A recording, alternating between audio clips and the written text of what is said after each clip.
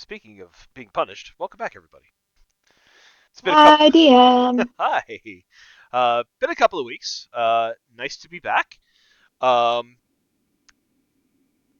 so we'll get this started while Ben tries to fight Roll 20 and Allison is on her way.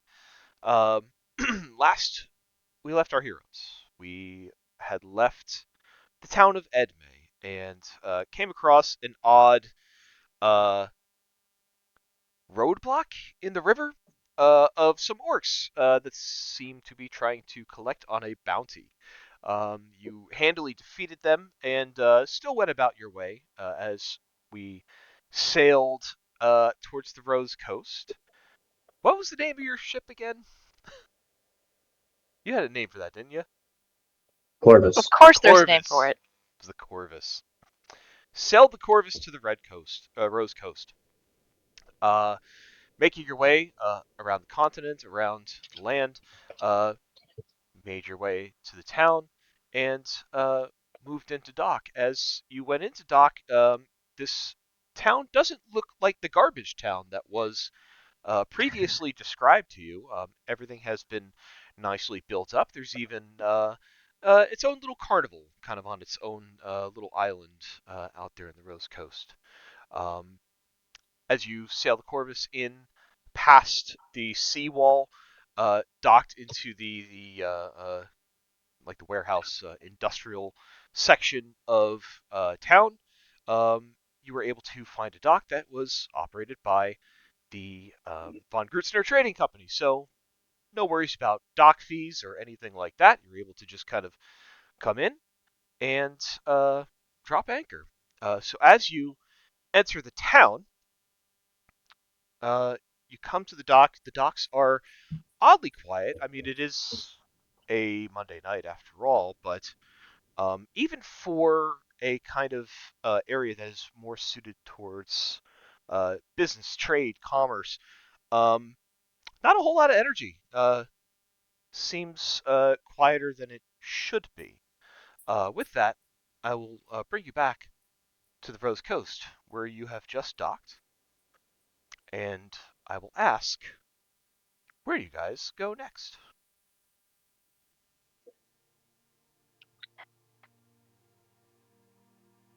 Such a cool map. I would like to ask if Nuala was willing to help Naruto with a project. I'm sorry, can you say that again? On the way to Rose Coast, Naruto had gone looking for Nuala to ask for some assistance. Sure, I can help. What's up? Um, I have these bits of metal, and I'm looking to inscribe some glyphs on them, uh, specifically containing prestidigitation. I should be able to do that. Excellent. How many do Um, you need? uh, she she deposits something around like a dozen or so of these little sort of metallic scales, and she says, "Yeah, and as the if you can just imprint the glyph on there, I'm going to start stringing these together." Okay. Do you want it to do something specific, or do you want to be able to like use any sort of like action that you can do with the spell? Um, I'm most interested in the cleaning functionality of prestidigitation, but if we can incorporate some of the heating or warming elements into that, that would work as well. I mean, I can make it to where you can choose when it's activated. That's Yeah, that works too. I'm going to be taking this and incorporating it into something else later. So as long as the root magical formula is in place, that should work just fine. Okay. Yeah. Give me a little bit, please. Good thing. Naruto will step back and then very intently watch the whole process and take notes. Hey Joe, does this count as scrolls? Yeah, it would basically count as scrolls.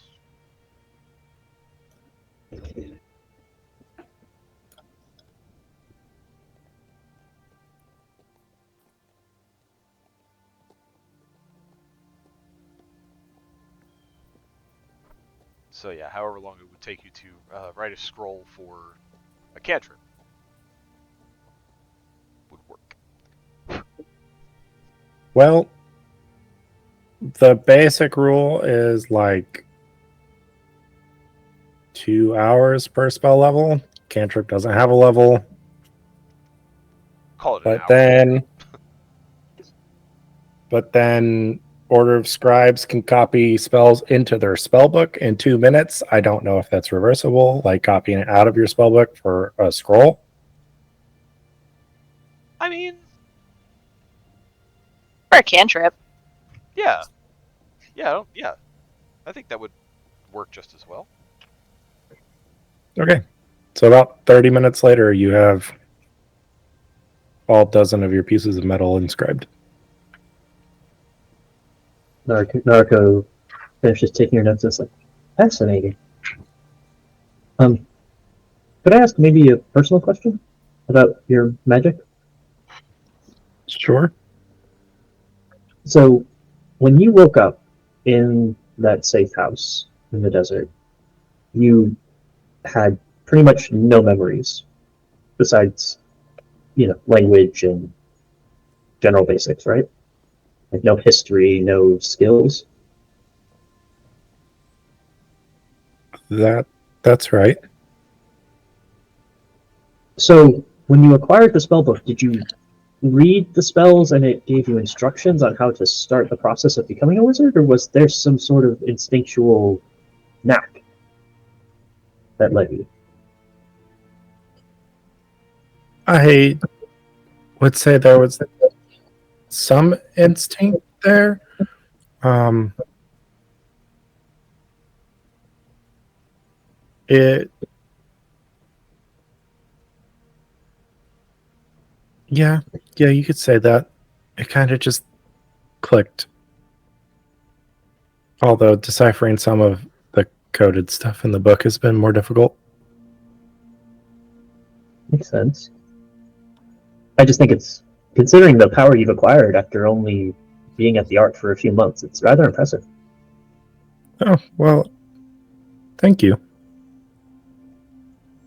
He smiles.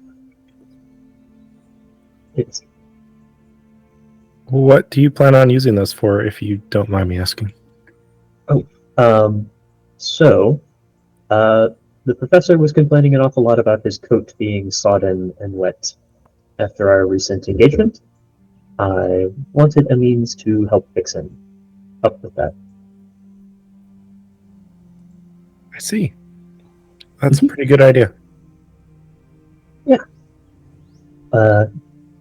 And if the prototype works out well and it's economical up to scale, maybe a new fashion line down the ways for the company to give people, work clothes that don't get quite so smudgy and smelly after being in the foundries, or bathing suits or towels or robes that self dry themselves quickly. Small things, but could be a small novel improvement in day to day life.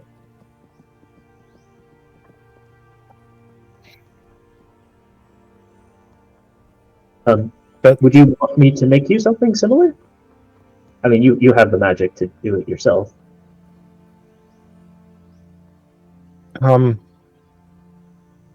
No, I appreciate it, but maybe if I think of something, I'll run an idea by you. Yes, please. I mean, I've my multi-tool here, she shows the screwdriver, does have a wide array of cantrips already programmed into it, so I thought I could probably do the engraving myself, but I really thought it would be better to find a more practiced expert to show me how it's done. So I appreciate it. And yeah, if you find any ideas, you stumble upon new magics that you think might have applications, please bring them to me. Collaboration always brings about new possibilities. I will, for sure. Excellent. Well, thank you for the assistance and the insights. We'll be docking soon, so I better go find the professor, and she will take her leave.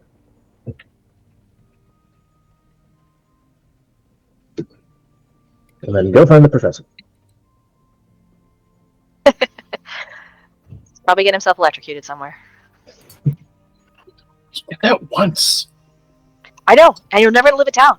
You only have to do it once. Most people only survive doing it once. It's that. He had a plan. Great. Yes. I have a thing. It wasn't a plan. It was an idea. That's what I needed to know.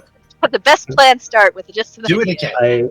I want to see a Terrible graph idea. with all of our characters on there, and the phrase up in the top quotes, "I have a plan," and at the bottom, on a scale of 0 to 10, how worried should you be?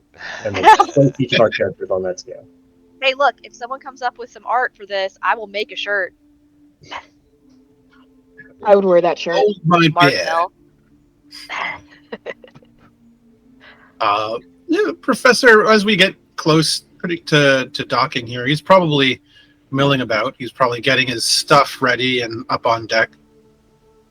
He's kind of getting ready to disembark. Naruto will come above decks and say, "Ahoy, Professor! Oh, hello, Nariko. What can I help you with?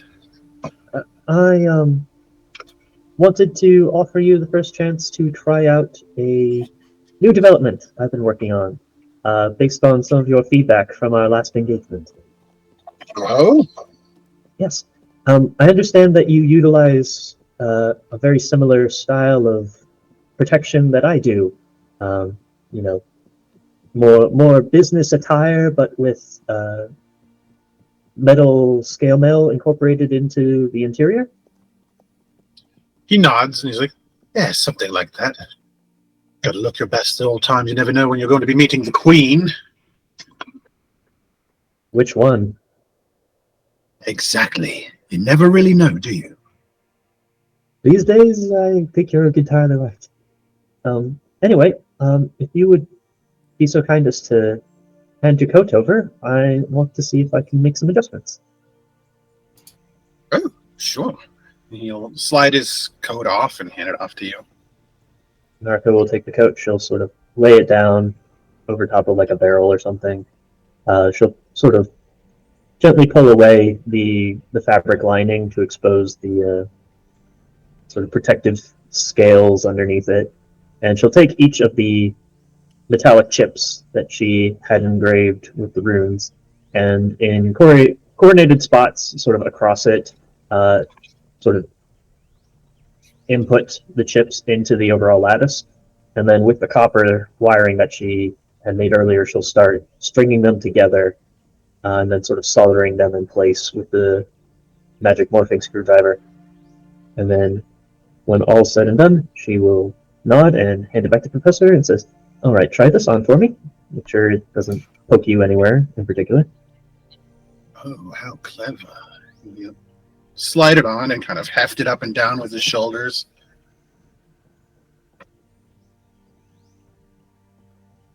Feels good. Excellent. Now for the field test, and she will pick up a bucket of water that a nearby Swampy was using and splash it on him. He just stands there and looks at you incredulously, just blinks, does one of those like cartoony spits a mouthful of water out. All right, now 3, 2, 1.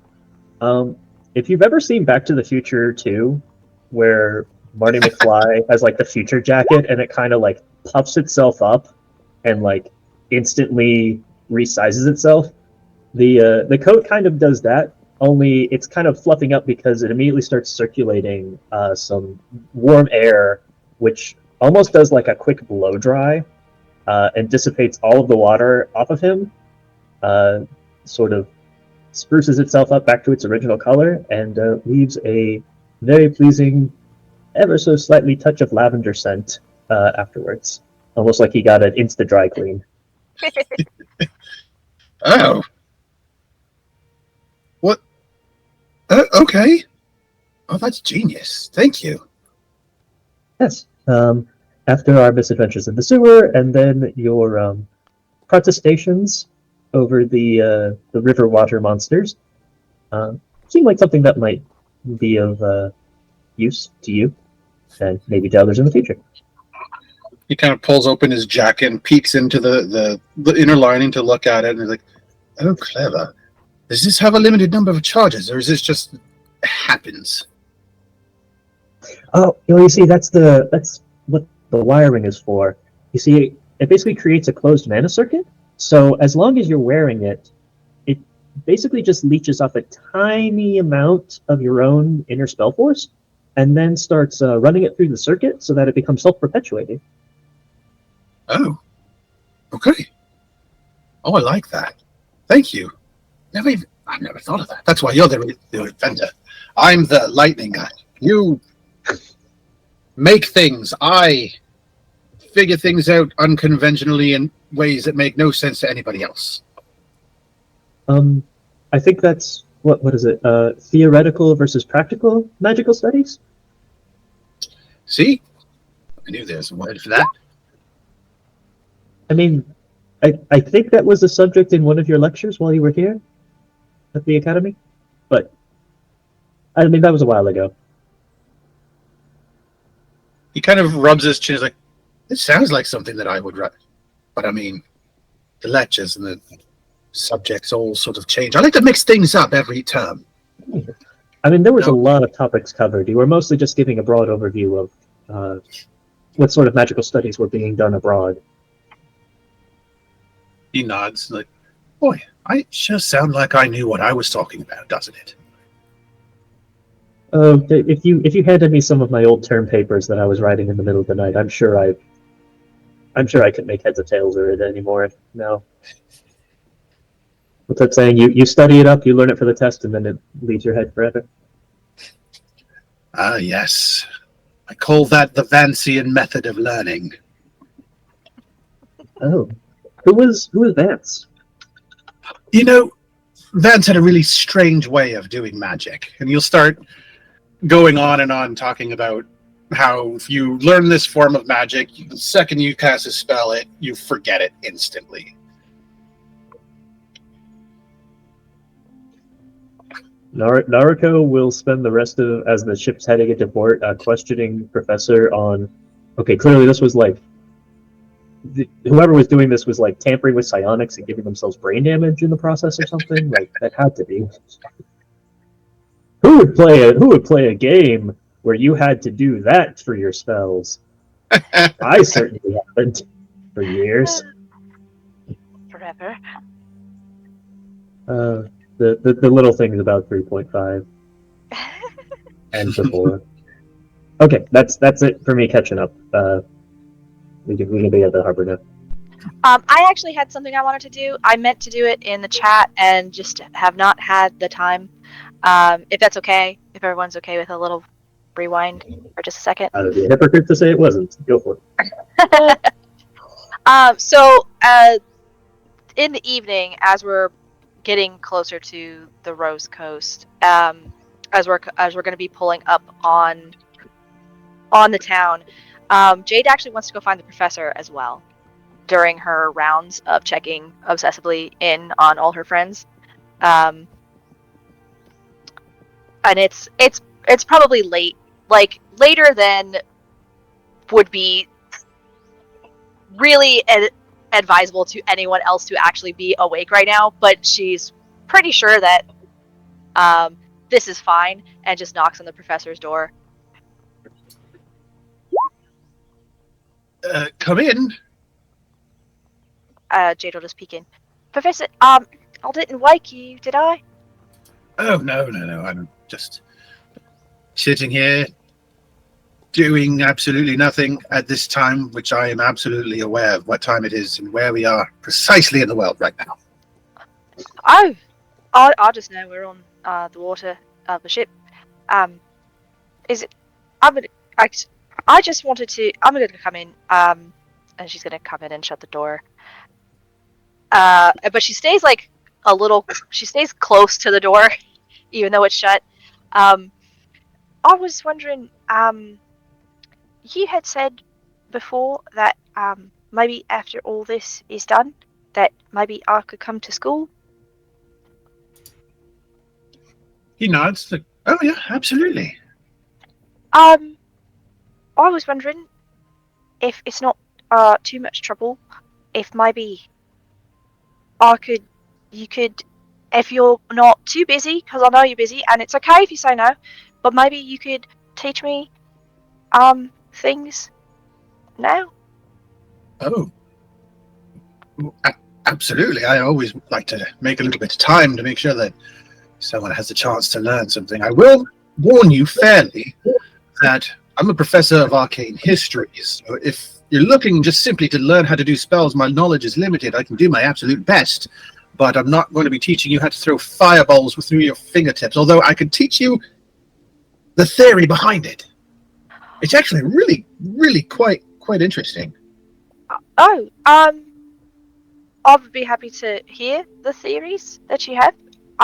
But I was kind of hoping. I mean, I have magic, and but the history is always good to know, and I could use that knowledge for later if I remember it. Which I will work on remembering it. It's just I thought maybe you could just teach me things. I don't know how to do a lot of things, and I mean, you're always trying new stuff, and I think Noriko's always doing. She's really smart and she does a lot of amazing things, and I thought maybe if I knew how to do more stuff, I could help more than I am now, and maybe you could teach me that because you're a teacher, and then Sure. that is. If it's within my realm of expertise, I'd be more than happy to help you out. Is there anything in particular you're looking to learn? I I'm not sure. I have I don't know. What do they teach? What do they teach people in schools that you go to? Oh, absolutely everything. Oh, where to start? I mean, some of the basics. Bixby's theory of arcane dissonance is always really fun. Always something that leave you feeling absolutely tickled after you leave a lecture on. Thematic field symmetry is also very important at maintaining spells. Otherwise, the resonance can get out of balance and all the constructed potential can at the ground level. It's that interesting stuff. Also very important, never ever to forget. Maybe something a little more practical. We could talk about Mel's thesis on entropic solvents, maybe. Jay just is looking more and more upset as he goes on. I don't know what any of that is. So, yeah. I just want to be able to follow the conversation when Noriko has one. He smiles and he'll just sort of get out of his bunk and sort of gesture for her to sit down. And he says, all right, perhaps you should start at what's left you feeling like you need to learn more, and we'll go from there. Well, I'll just she'll like take a few steps away from the door and sit down on the floor by the bed, but not too close to it. Well, it's just everybody does just really amazing things, and is the Noriko's so inspiring all the time. She's always coming up with just amazing inventions, and I like watching her work. We sometimes we read together in the middle of the night, and she has all these blueprints of things she's making, and I just don't understand any of it. And I like hearing about it, but I don't really know. I don't really know what's going on with it most of the time, and I can read,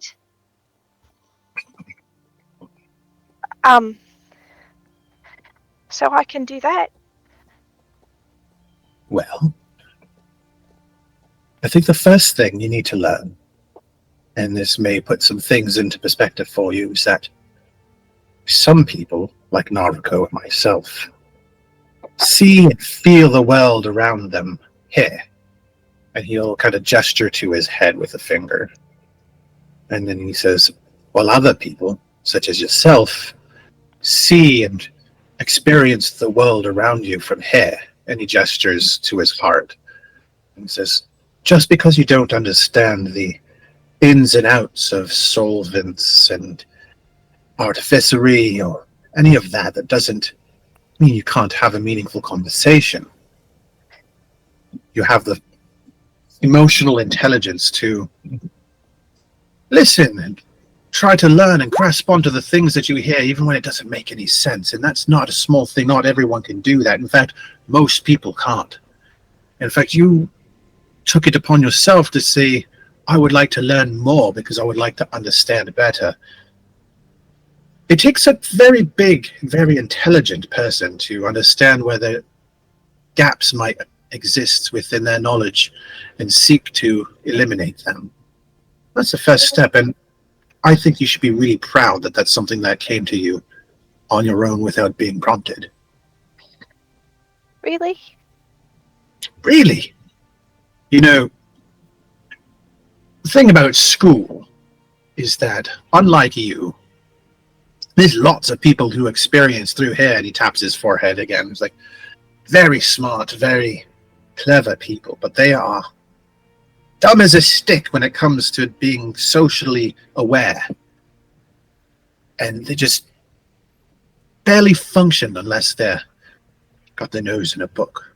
Or even worse, they're there because they're told to be there, not because they want to be there, and they just cause problems for everyone. You want to learn, and that's a big, big thing. So even the people in these schools, even smart people, aren't really as smart as you might think. Well, I don't know about all that. But thank you. That makes me feel a little bit better. I just want to be able to.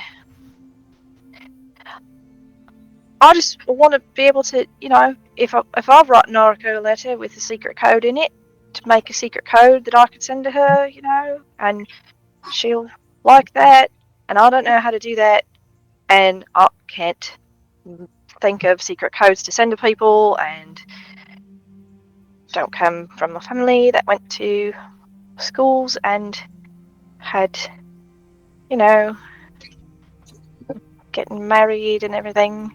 So, you know, just something to just, you know, try to keep up with everyone. He People not even met yet, and trying to keep up with everyone. frowns a little bit, and then his face softens and he gives her a warm smile, kind of kneels down on one knee, so that way they're kind of eye level. He's not too close as to make her feel uncomfortable, and he says, is this about Marcus? Has all this and her finally getting in touch with him making you feel self-conscious? See, you're so smart, and I already talked to Aura about it, and she was really helpful too. But I do still want to learn. I mean, I've wanted to learn, and that's why, you know, Aura and I were going to go to the School of Magic together, and then we got all involved in this thing, and which is important, and I'm not saying that I wish we didn't go, because I do wish we were here. I'm glad we're here. I wish it wasn't us, really, because then the world wouldn't be ending or something like that. But, I'm glad we're here together, and we're friends, and we're doing things, and we're on an adventure, and everything else is happening, and then we're going to go and visit Marcus, and he's great, apparently, and super smart, and really nice, and he can write a secret code, and I can't do that. Jade, What am I supposed to bring to the table? Yes, listen. sorry. You are who you are, and you are special friends with Naruko because of who you are. She doesn't need another Marcus. She has a Marcus. She needs a Jade. And Marcus will never, ever, as much as he could study or try, he will never be a Jade. But what if Jade's not good enough? Jade is always good enough. And I think you, deep down, even if it feels really tough, you wouldn't have come this far yourself or with us or with Naruko if you weren't. So remember this. No one can out-Jade you. And you don't need secret codes because Naruko understands you without saying anything. She could look at you and understand how you're feeling. You could do the same way. She's exchanged letters with Marcus, once? Maybe they'll get to know each other better, but you're here with her now, and he's not. In fact, well, I don't want to make any assumptions about someone I've never met, but... It's okay, I already did. It was pretty great.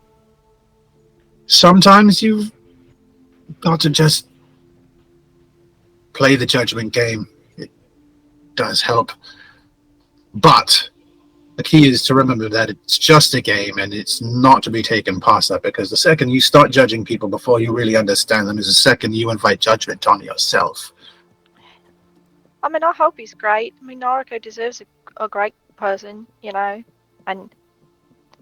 he's not done anything wrong or anything, and he's just a guy. A handsome guy. Even if he's the most handsome person in the world, even if they get married and they create a life together, she's always going to need you. Really? Always. Everyone needs a Jade in their life, and you just happen to be the jadiest Jade that's ever jaded, and she's got you. And she knows she has you, because anyone else who's going to try to be a Jade is going to be stepped down, because, again, no one Jade's as good as you, Jade. So take that jadiness, bring it to Naruko, and let her know that no matter what happens, when she needs a Jade, you've got more than enough for her. Okay. But will you still teach me things? Oh, absolutely. I mean, I actually want to learn stuff. It's not just because of Marcus, although now it's kind of like, well, we're gonna go meet him, and I kind of want to be a little bit know more things than I do now when we go meet him. But I do actually still want to learn stuff, and we never got to actually study at the School of Magic. well, there's still time. We're teacher. still here. After all this, there's still a School of Magic. And listen, Oh yeah. if you'd like to learn, come see me anytime. Bring a notebook. Teach you all kinds of things, like fireballs. You see, it's all in the wrist. It is. I've never cast a fireball before. Neither have I, but I know it's all in the wrist. Oh, well, it's very practical about how to do things. I don't have a notebook. I have this. She'll take out her journal. Is this okay? I'll put some notes in the back when we're doing things. A journal is just a notebook with purpose. Oh. See, I didn't know that, so I'll write that in. I'll put that in the back right here. Perfect. Well, I would really like to spend some time with you, Jade. And I would be happy to bestow upon you the wealth of knowledge in which I hold in here. You're going to need another notebook, though. Don't go too don't go to Nessa. She'll give you really tiny notebooks and expect you to fill them out. But we'll find better ones, bigger ones. Do you think maybe when we get to the Rose Coast, we can go get a notebook? Well, you can help school shop for school. Yeah, absolutely. Okay. Sure, they have some sort of stationery shop there. Maybe I don't know. I've not. There's been. I don't know what to buy. I have this journal and I have one pen. Only one pen. That's certainly not going to do. All right, so we're gonna go stationery shopping when we get there. I like this. I could probably use another pen. You see, I forgot my pen somewhere. Oh, I'm sorry. Do you need to use? Do you need to see my pen? You can use mine. I'm not writing with it right now. It's okay. I'll get another one when we. Only dog. Okay. Maybe we can. If it's, I mean, not every night if you're busy or anything, but maybe we can have like a little study session at night time before bed, before you go to bed. I know you sleep. I don't sleep, but whenever you want to go to sleep, you can sleep. That's fine. You don't have to stay up or anything. It's just, it would be nice. So I'll get practice. Yes. You know, you wouldn't be the first person I've tutored at night. It's fine. Okay. Maybe not all night, because people tend to wake up, and that's when the breakfast is, and I don't want to miss that. Oh no, that's okay, because I gotta watch. I have to watch Nuala, and I have to watch Noriko when they're sleeping. Not in a weird way. Not it didn't mean it. Not like I'm not like gonna stand there and stare at them, but I'll be in the room so that because I don't sleep, and I can just make sure that no one kidnaps anybody, and that Noriko's got Obby, so I kind of don't need to be there because she's got Obby, and Obby's great now, and he is not alive, but very. I guess he's kind of diligent, but he wasn't the first time because he just kind of let me in. But he's better now, but it's really Nuala that needs to. I just got to make sure that no crows get into the room, and so not all night, just a little bit of it would be good. Just an hour or two. Yeah. For a crow to get into Nuala's room. What? Because we've had those crows with the eyes that keep following us every time, and then they pick her up in the water. He nods knowingly and will be more than happy to continue wherever this conversation is going, because it's going in 7 different directions, and he's along for the ride. Mm-hmm. It's a bit of a roller coaster for the rest for the little bit of the evening that they're there for it, but yeah. That's what I wanted to do. Thank you. All right. Anybody else? Jay's gonna get tutoring lessons. All right. Well, if there's nothing else, then fast forward. The ship pulls into the dock, and as you can see, the dock area is quiet. The crew drops anchor. They fasten the ship to the pier.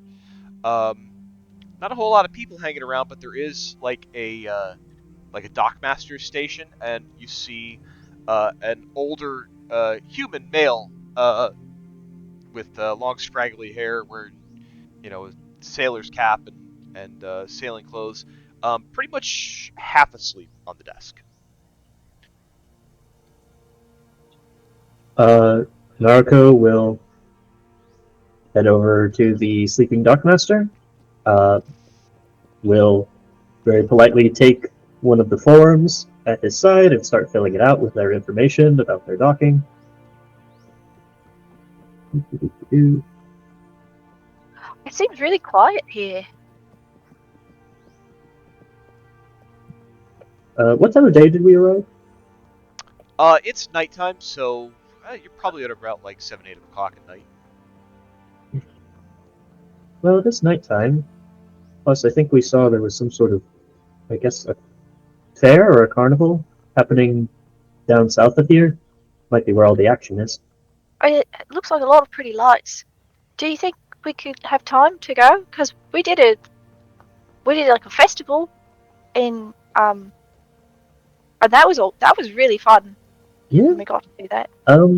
Maybe we stop and pick out our accommodations for the night, just so we know where we're heading back to once we're done checking it out. But I wouldn't be Yeah. opposed. It'd be nice to do something fun. And I suppose our accommodations is going to be the siren song, since one of our reasons for being here is Wren used to set up shop here, I guess. Yeah, Ren, I wonder if you have more friends here already. I am interested in seeing the results of this. So, Are you excited? Norco will. Sorry. I find it a concerning outcome, but we will see what happens. Oh, Naruko will finish writing down the information, proceed to place it in the appropriate inbox, along with the Mystic Mechanicus business card and a check that can be redeemed over at the Von their trading post for docking fees. And we'll leave the sleeping man be while she regroups with the party. So, At the station, as he kind of like shifts back in his chair, and he does that kind of pose where he leans back and his head kind of droops backwards, and just kind of, with eyes still completely closed, just grumbles out, "Enjoy your stay."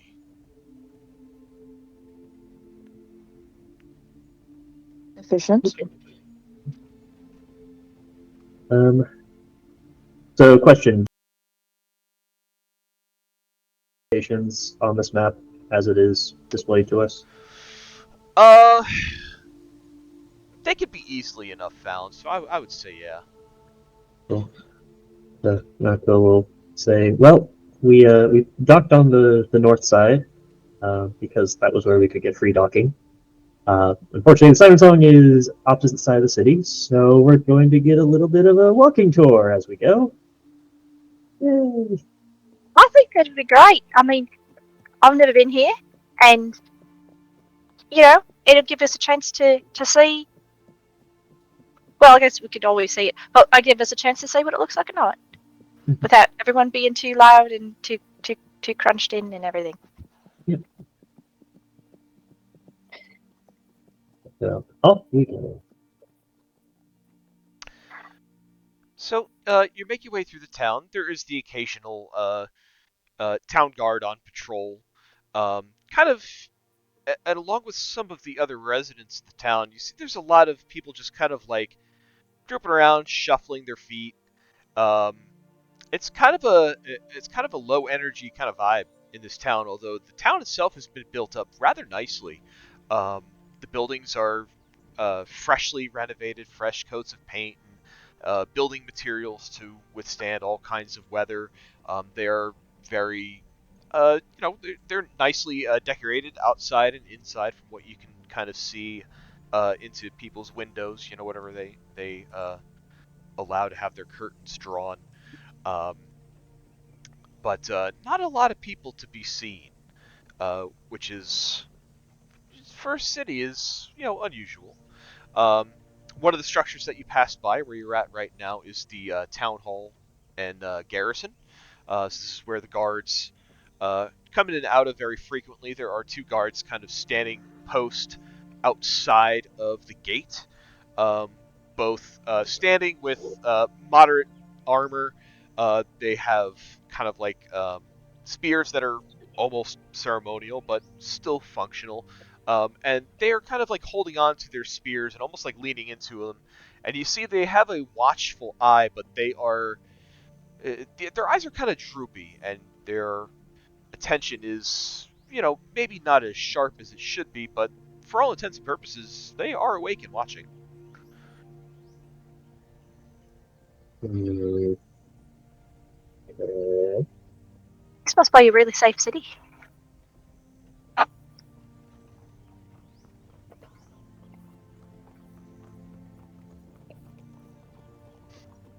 Moving along through candlelit roads, everything is very well lit.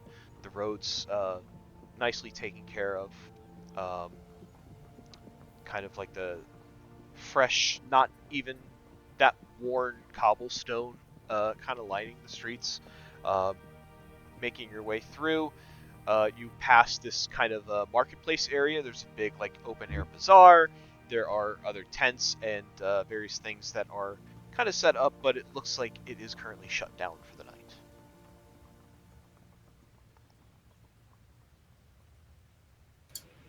Where are all the people? I've seen a city idea. This is not really. This isn't like many cities. Might be everyone's sleeping I mean, early it's not night. that late. There are people though on the streets, right, Joe? There are people, yeah, kind of moving And about, but you know they kind All of. dopey? Sorry, go ahead. They all seem pretty dopey. There are various stages of it. Some, not as much so, but there are there's a noticeable number of people that are kind of walking around, and they kind of walk slow and with a slow gait. You can and actually, I tell you what, Professor, why don't you give me an insight check? Inside check. Yeah, okay. They kind of have like one common thing that you notice as you kind of scan through the crowd. A lot of people with their eyes kind of drooped, like they're tired. A lot of people yawning, more so than you would normally see. He's gonna walk up to the closest person that he sees, and he's just gonna smile. Like, hello, I'm the professor. How are you today? Are you from here? You live here? There's kind of a yawn. You approach a half elf woman. She kind of yawns. She's got a brown cloak draped around her dark hair. Um, Gives you a bit of a yawn and a nods and kind of waves at you and says, "Yeah, I live here. Yeah, I'm just, What? I don't have any money. I'm just trying to get home." Oh, I'm not looking for money. Actually, I just have a couple questions. Everyone here seems really just kind of out of sorts. Why does everyone look so tired? Are people just not sleeping here? Oh, well, you see, no, but yes, it's. Uh, we just we really enjoy ourselves at the carnival, and there's a lot to do there, and we have a lot of fun, and well, just wind up spending too many hours in there, and it just tires you out. Oh, and everyone here is going to the carnival and spending all night there. Well, not everybody's spending all night, but it's quite a popular attraction. You should go see it for yourself. It's great. That sounds like so much fun. What's your favorite attraction there? What gets you really just stuck there most of the night? Well, if you're going to go to the carnival, you must see the magnificent Gerardo. His show under the big top is phenomenal. The magnificent Gerardo. That sounds absolutely magnificent. Now, tell me, what should I expect about the magnificent Gerardo? What kind of person is he? What kind of person should I be rooting for? What kind of clothing should I wear? Tell me everything you can. Wear whatever you like. It's not a very formal affair, but it's a circus, and they have magic performers. They bring up volunteers from the crowd to perform, and if you feel scrappy enough, they'll even let you fight a bear. It's been trained, of course. A bear? Mm-hmm. Does the bear get hurt? Nobody gets hurt. The bear wears pads. You wear pads. The bear's trained not to hurt. Trained bear. It's all it's all theater and show, but it's fun to say that you fought a bear and won. Well, that sounds exciting. Yeah, I think I would like to fight a bear and win. The magnificent Gerardo, you said. The magnificent Gerardo. Well, thank you very much. And he looks to Jade and kind of raises a brow and looks back at this person and says, "You know what? I think I'm going to pay the magnificent Gerardo a visit right now. Thank you so much. And please get some sleep. I don't want you to be like wandering off on like a bridge or something. Oh, I'm going right home. Don't you Right worry home. about that. Right. Well, have a good night. Jade, the magnificent Gerardo. Let's go see him. Oh, we're going to go to the carnival now? It sounds like the place to be. I mean, that's great. Do we want to drop our stuff off at the Siren Song? Or do we just want to go? Well, let's tell everybody. And Okay. As they make their way, the professor will like just casually talk about everything that he just learned from this person and how this magnificent Gerardo seems to be the attraction that gets people, or at least this person, to be out most of the night and kind of exercise a thought that there's something a little bit fucky about this guy, probably. Just a hunch. Why do you say that? Nobody is so exciting that an entire town stays out all night and can't keep their eyes open. Nobody. It doesn't matter how exciting you are. There's always people who have work in the morning or don't like mustaches or don't like... Everybody here looks to be some semblance of really tired and out of sorts. So I think there must be something about this magnificent Gerardo that might give us a hint as to why everyone seems so sleepy. Because it seems very weird to me that everybody is staying out all night at this carnival, festival, whatever this is. Well, she did say that it's not everyone. It's just very popular. But He kind of gestures with his hand at the people around. It's like, do you see anybody who doesn't look like they were at the festival staying out all night? Maybe not. I don't really know. I mean, everything here looks pretty new. Maybe they're all building and painting things and such, and they're tired from work too. But I mean, I still want to go to the carnival. Me too. Well, let's drop stuff off at the Siren Song. I don't necessarily want to be carrying my packs the whole way. Yeah. Do you think that a person could really bespell a whole town if that's what is happening? Or what if they're actually just having fun? They could be. I mean, but we're going to find out. We're going to find out. At least I'm going to find out. Okay.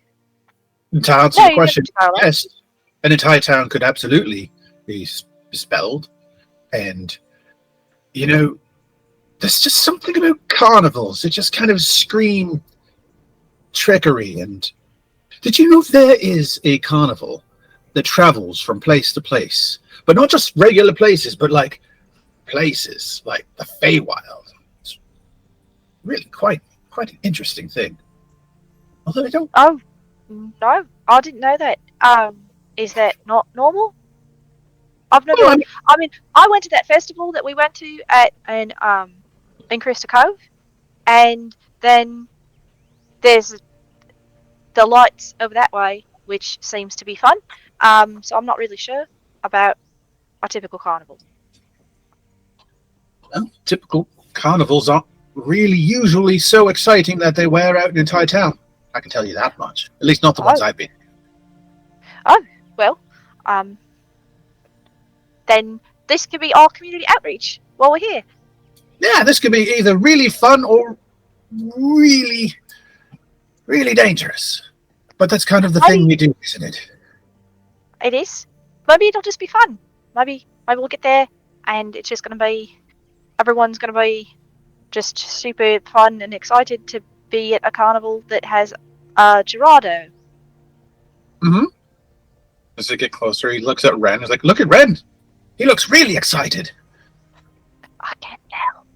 I'm honestly mostly impressed by your abilities to interrogate someone without them being aware.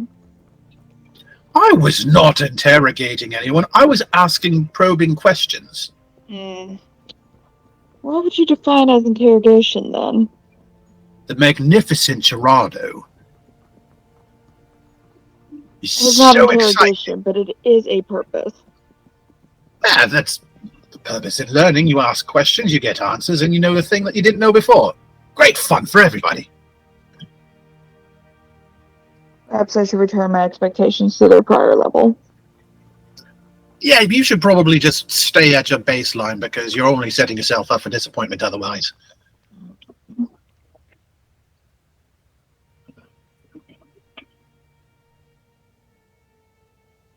So as the gang moves on and approaches the siren song, what you see surrounding a very ornate-looking building, this all has a very Japanese garden motif to it.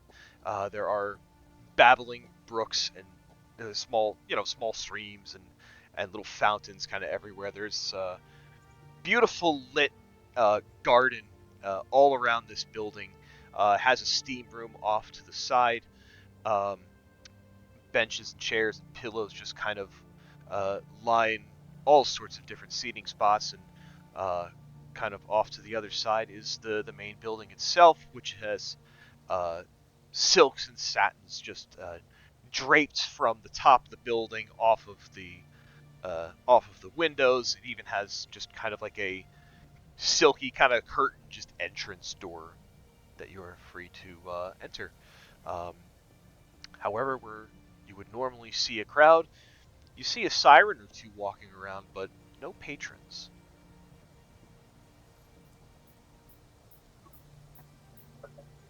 Oh, maybe they're hello? Or maybe they're closed? Hello? Are you open? As you call out, you see that there's a young man. He's nicely built. He's kind of wearing like a like an open kind of shirt and loose fitting pants, and he looks at you with a smile. He's got these like golden colored eyes, and he smiles and he says, "Yes, we are open. Please, won't you join us?" Oh, good. Okay. They're open. May I show you inside? Would you like to get a drink? Yes, please. And rooms? Do you do that here? Rooms? Because Oh, we've been staying at the Siren Songs as we go across. yes, absolutely. Oh, good. Wren, does this man look familiar? DM, does this man look familiar? Give me a history check and add a D4 for free. 3d4. I don't even have to take psychic damage for it. Yay. Ooh.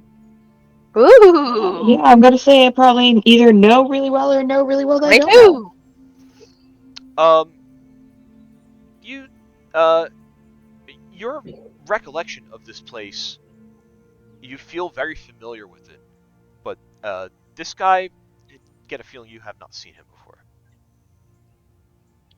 Wren is more interested in the water features. They are very calming. He looks up at this individual and briefly shakes his head. He does not feel familiar to me. Oh, okay. Sorry, I thought maybe you might have been friends with our friend Wren. He kind of turns to Wren and tilts his head and he says, "Wren, the same Wren who had the room in the basement." That is correct. Is my room still available? He kind of hesitates for a moment, and he kind of looks around, and he looks back at you, Ren, and he says, "I can say for certain that no one has moved into it." That is probably wise. I believe I left some experiments unfinished. He kind of clears his throat, and he says, "You could say that, yeah." Oh, that's not a good look. That's a suspicious kind of. I don't want to really talk about that kind of look. That's the kind of look you have on your face right now. No, it's I more was like developing various poisons. yeah, Oh, it's more that I don't want to go there. oh, sometimes I get scared of basements, and small spaces, and large spaces, and attics too. So I it's am okay. I am not scared of a basement. Oh. Well, I would be if there was poisons in it. Well, I mean, it's not very appealing. Oh, yeah. Speak for yourself. I am. Could we see your room, Wren? Wren shrugs. I do not believe it would do any harm. Just be mindful of what you touch. Jay, do not touch anything. Let me rephrase. Yes, I will not. I will not touch any. I will hold him to my staff, and I will not touch anything. And I'm sorry, I didn't get your name. Kind, gentle person who greeted us at the door. You You're very pretty eyes. may call me Edmund. Edmund. Okay, thank you, Edmund. You're quite welcome. Please, come in. Do you follow him inside? Yep. Why are you gonna say it like that, man? Yes. No, we came all this way, no, we it exchanged chuckles greetings, and then we evilly. decided, you know what? I'm gonna go sleep under the dock. You know what? Fuck this place. Go sleep. I have a You boat. could have slept on the boat. I like a mattress. We can put mattresses on the boat. It's not economical. Oh, They would get be wet. comfy. The whole reason you have the hammock is because you do not want to be on the floor, because the floor can get wet on a boat. Wren has a hammock to support his upper body. Give me a moment while I set this up. I support Narco's upper body. Yes, you do. And her lower body. Honestly, whatever There's part of the lots- body you need to. There's lots of petting. In a nice way.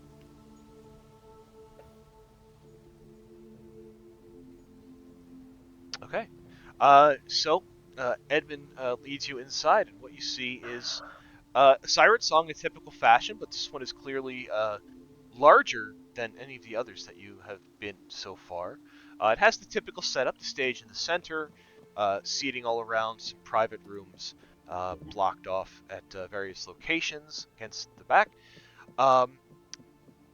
There is one strange sight that you see, though, as you enter. And Wren, I would like to again have you give me an insight check, but this time with advantage. I'm sorry, not insight, history. History. Damn it! Insight has a +5! Well, that's why I I give was you like, advantage.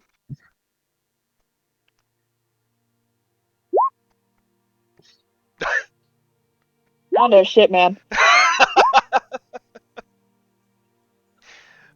There is a cloaked figure sitting at the bar that you kind of have a flash of a memory of remembering somebody who used to sit in that same spot all the time.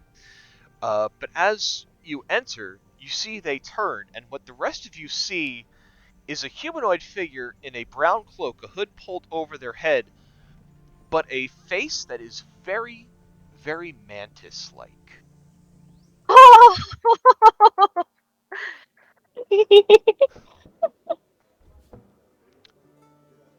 See this guy. About time. And as you all enter, he kind of stands and tilts his head very slowly and begins to approach you and makes that bug noise that Mars makes that I can't do. Mars, do it. Maybe. He might have been muted. Or it was too high, it didn't register. Did it work? No. No. Nope. That's Wah, it. wah. Did a lot of that today. And you all hear... Okay, sorry. I just want to know if I've seen the Thrycreen before.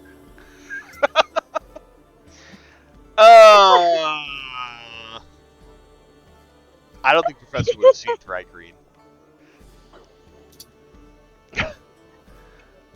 But he gets up from his stool and begins to approach, and he kind of ignores the rest of you and stares kind of like right at Wren. And you all can hear him talk in your heads, although not out loud. And he says, "Wren, I did not think you would be back. It has been a long journey. Forgive me, my memory is not what it was. Can you help me with your name? It is Jin. Do you not remember me? I have been through much. My mind has been somewhat affected. I did hear that you died.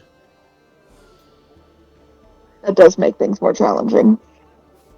I could imagine, but you are back. I am back. And his insect beady eyes begins to take in the rest of you. And he says, and you have friends.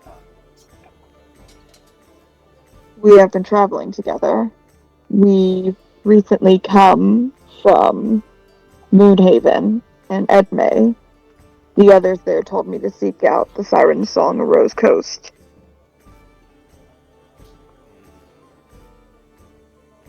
Why would you come back here? You picked up all your stuff and left when you went to go help set up the Siren Song in Moonhaven. Although your room is still there and you did leave some of the plants behind, but I think that was Cadriel's job to take them. Which would explain why they are still here. Yes, I have seen him as well. I am here trying to pick up what fragments of memory I may to try to put together the bigger picture of my experiences. Well, I wish you luck, and if there's anything I can do to help, let me know. Thank you, Jen. Have you seen what is going on with this festivity in town? It seems to be quite distracting. The carnival. It has been here for a while, but just recently, people seem to be enjoying going there more than they come here. As you can see, the crowd is sparse.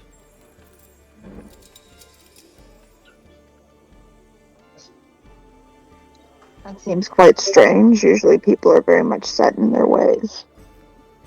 You would think so. Heard any rumors that would indicate the carnival's activities are more than typical entertainment there? Well, that is the thing.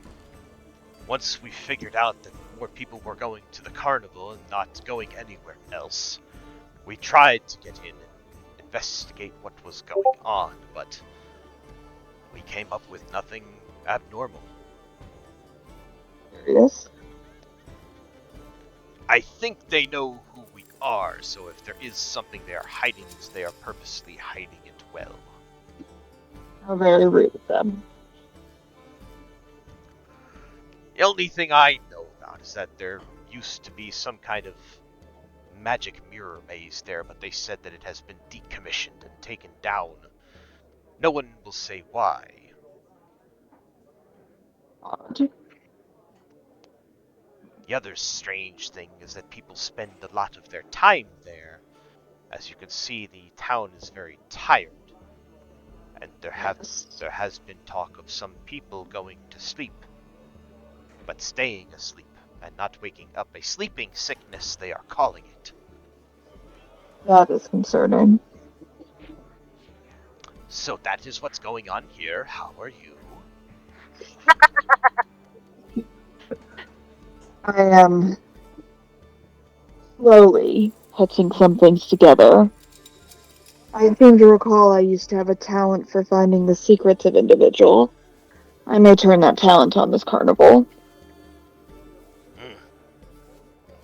Well, if you wish to try, they don't know your faces, and I know that you are very capable.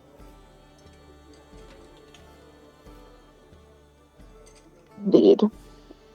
Your room is still here, though, and no one has moved in because it is creepy and damp. One person's creepy is my home. What are you rolling for, Wren? Oh, I was rolling to see if I could remember if I extracted information from people, and it looks like I did. Oh yeah, absolutely. That's what I was rolling for, what I could remember. Where is my buddy Cuddles? Suzanne wants to know. Ren might not remember Cuddles very well, but I want to know. Oh, Cuddles might be doing cuddle Yeah. stuff, hanging around. You never know who you've run into. He might be in space. He might have gone home. He might have gone home. Anyways. Ren kind of inclines his head, giving the form of a smile on his skull face. I appreciate the kind greeting. And I suppose I appreciate Cal for getting to move my items so I may peruse them at my leisure. Yes. And he's gonna notice the professor inching forward. This is my companion, the professor. Do not experiment upon him and prod him. Hello, the professor. He gets like right in Jin's face, and he's like, "The telepathic humanoid chitinous anthropod in a cloak. Oh, you are beautiful, aren't you?" I have not won any beauty contests. Where are you from? You're not from anywhere near here, are you? No, I am not. He kind of gestures, like pointing to him and then back to himself, like, "You and I, we're gonna be best friends. Not like best of best friends like me and Ren, but we're going to be friends. I have a lot of questions to ask you. Apparently, we're probably going to be doing a little something first, but don't go anywhere because I have questions." I haven't gone anywhere in like 4 years. 4 years you haven't left this place. You are really, really intriguing and boring, aren't you? You are You very, say for that way, truly. you are very. Hey, Allison. Hey, Nelson. Welcome. Hello. Hi, thank you. Hi. Hi. So I have some bad news. Yuki dead? Yuki may have had an incident while we were trying to bake a cake, Amazing. and she might be a little less floofy than she was previously. Definitely has some singe marks on top of. Yo, Donkulus. She's like amazing. one of those Sphinx cats now. Yeah. Guys! Lies. Just follow after her with a wet paper towel. It's fine. Alright. Funny. John. You're up. Girl, you're fading in and out. Yep. Hello? Is that better? Can you hear me? Now it's Yeah. better. Yes, we can hear you. Okay. I'm fading it out, but that's okay. We'll figure it out. Now you're fading again. God damn it! There we go. Just be mad the whole time. You'll come right through. It's no problem. I can do that. I know you can. So, Stop. what's You are, happening? you are getting too close. I understand. I did try to warn you. You are curious, but stay away. Right. The professor, some people appreciate personal space. Well, you don't know until you exercise a semblance of getting past it. Some people like being close to others. I haven't met them. Have you ever been to a siren song before? Consent is literally our motto. That's true. I'm sorry. Can I get really close to you and look at your skin? I appreciate you asking. No. He just turns and glares at Ren, then wanders back over here. Thank you. These are my other companions. Yuki, Naruko, Naruko's robotic companion, Arby, Jade, Naruko's special friend, Yuya, and I believe you know Dave. Is that the same Dave? Nessa was holding on to him for me. Huh. Small world. It is. Joe, what role is it to identify a 3 key? Is it Arcana? Is it Nature? Oh, boy. Is it Religion? I feel I like figure maybe Arcana for like Spelljammer type of races, but nature as well. Maybe. What's your call? nature. Nature. Okay. Yeah, I love cryptozoology. Definitely cryptozoology. That sounds guys. Yeah, alien bug race. Is that the technical term, or do I actually know the term Thrycreen? No, you know the right green. Okay. Narco will whisper back to Jade. He's a Thrycreen? They're extraplanar in origin. That's about the most anyone knows about them. They are very rare because they are from very far away, like metaphysically. Oh, okay. Okay. Hi. Hello. I'm not from your area. I'm not sure what's polite. So, hello. I'll stay a respectful distance from your body. The customs of this plane will do fine. Oh, well, I'm still going to stay a respectful distance from your body because I don't like being around too many close people that I don't know. Very well. But you seem really nice, and your voice is very gravelly, and it's pleasant to hear. In my brain, head, mind. If there is anything you should need, I run security in this place. So if anyone shows up, if they start causing trouble, come find me.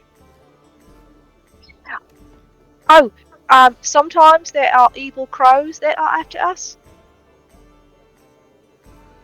That is the truth. They've never come inside, though, so you're probably fine. I have not seen any evil crows. Okay, they're definitely Usually you hear weird, them first. and they got red eyes. I Sorry. will keep that in mind. Okay. You haven't seen anything like that around town, have you? No. Oh, good. Hey, We good. did just get here. Well, I'm still going to take that as a win. That's a good thing.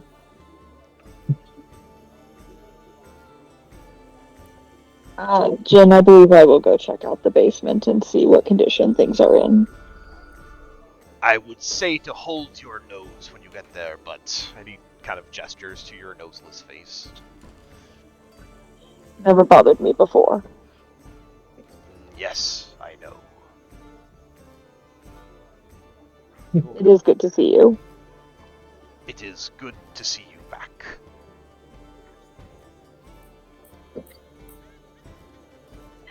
Your friend is really nice, Wren.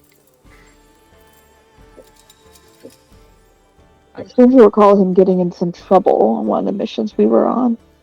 But that would not be unheard of. Like all kind of trouble, because we've been in trouble before. Something like that.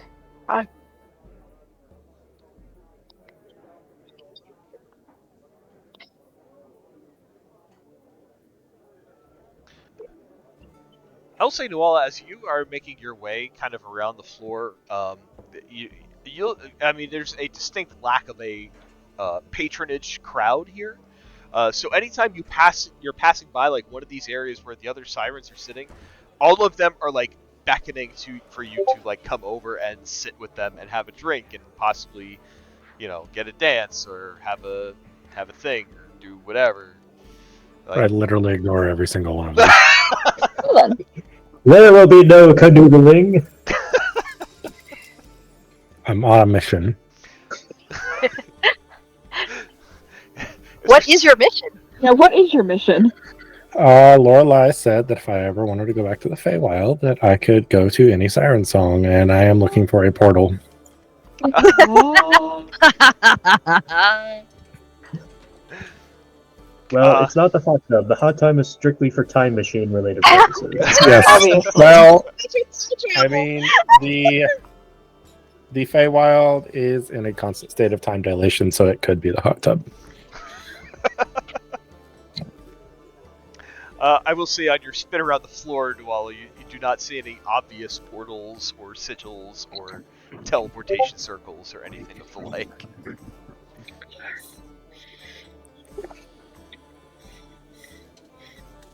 I'm going to cast Detect Magic. And continue wandering around the building. I like how it did not There's so occur much even bird once control to magic. ask. Nope. Gotta go look for it first. Yep. Meanwhile, Naruko goes to settle up for rooms. They tell you that you can get rooms. They are available. Oh, wait, hang on. I had a list. Oh God, where'd it go? I had a list.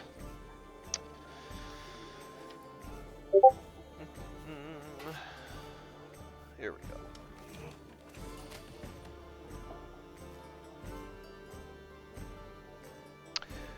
So you can get a room, a very, very comfortable, very nice room. It is 8 silver pieces per night, per room. If you want to have the company of a siren with you, it is 2 gold per night. Per room. If you would like the company of a siren therapist, it is 5 gold. Okay, but they're very good. They're very good. They have repeat customers, even in the midst of a weird carnival.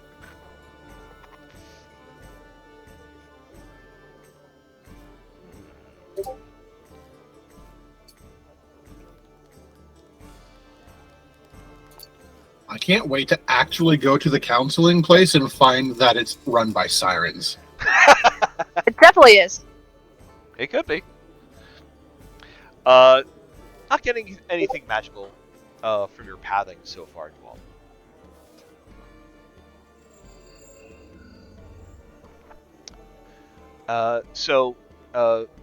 Rooms I assume are being settled. Nuala is looking for magic. Professor is taking notes about a bug man. What's I'm the rest just of you? going downstairs. Wren going downstairs. So, Wren, you know that the way to the downstairs is through the kitchen behind the bar. Okay. Trotty trot. Come on, Dave.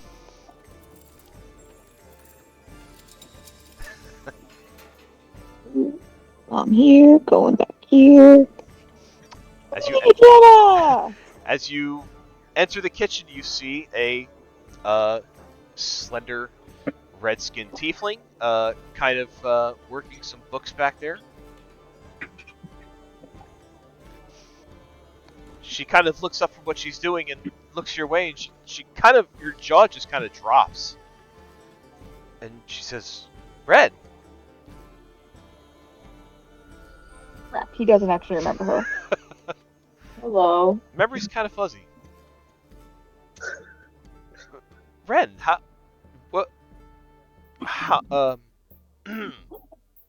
how are things in Moonhaven? Eventful. Not so much for the siren song. They seem to be going well. I have joined with some adventurers. Some prior. Yes, I heard, Caladriel sent a note that he saw you aboard Leviathan. With a group. Yes. Now, I told him he must have been mistaken, yet here you are. Yes, I am here. What brings you back? Some events have led to my memories being somewhat fragmented. I am traveling the paths of my past, trying to pick up any pieces I may find. Well, and she kind of gestures to the trap door in the kitchen. She says, "Well, your room is below, still as you last left it. No one's really been down there." That is probably safer in the long run.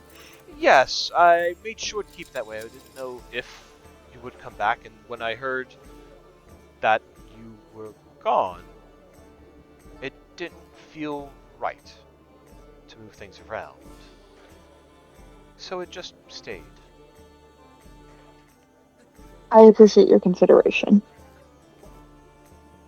Are you planning to stay long? Are you planning to come back? I have some commitments to the group I'm with right now. We have some things that we must see to. After that, I am uncertain where my path lies. I understand.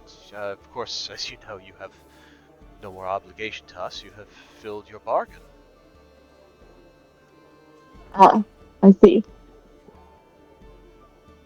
I'm just gonna make an insight check on Go for it.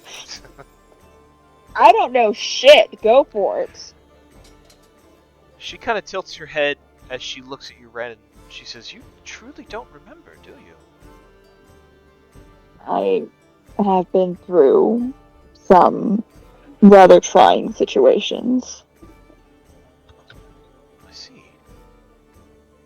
Well, yes, perhaps being in a familiar surrounding may help. So, um, yes, please, by all means.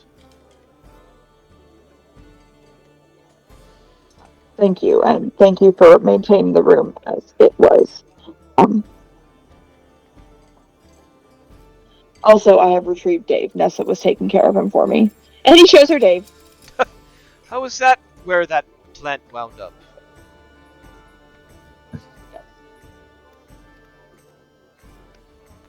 Well, I'm happy for you. Thank you. I am also pleased by these outcomes. I will investigate the area, and while I'm here, I will make sure that I do my best to ensure that nothing particularly deadly remains active. That is most appreciated. Okay, and then we'll awkwardly go down the stairs. Is anybody following Ren? Or is everyone else just kind of hanging out? Jade is. The professor is. I will, I think since I Yuki. haven't found a portal yet. I think Yuki would also follow, knowing that Ren has like the herbalist stuff going on. I think Yuki would also follow. Okay. Emotional support squad is on call. Yay! Naruto will remind everyone to pull out their masks that were made for the sewer exchange again for poison resistance. Oh yes, good plan. That's actually a really smart plan. Jade will wave at Gemma. Just hi, thank you for letting us go to Ren's room. Yes, of course. Are you okay? It's. I just feel like I've seen a ghost, I guess. Oh, yeah. It has been happening a lot lately. But don't worry. Ren's definitely alive now. I can see that. Rand again tilts his head in a way that makes the skull look like it's grinning. She kind of shivers. She says, I've never gotten used to that.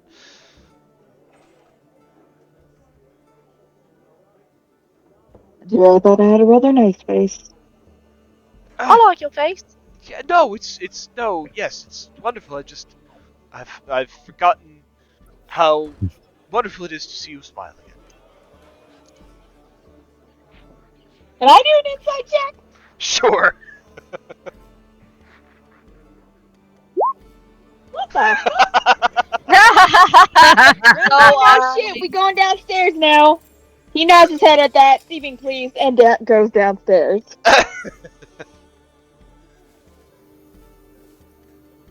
I'm just a dumb Deatharian. I don't know shit. So you head down into the cellar, and what you first come to is the wine cellar. There is a long, narrow room that is filled with different wines and champagnes and other such things that one keeps in a wine cellar. Nuala, your detect magic starts going off. There is a door at the end of this hallway that is giving off teleportation magic. Ooh. Okay, guys, bye-bye. It's the back door out that teleports you when your wife comes up to the siren song asking where you're at. She was never here.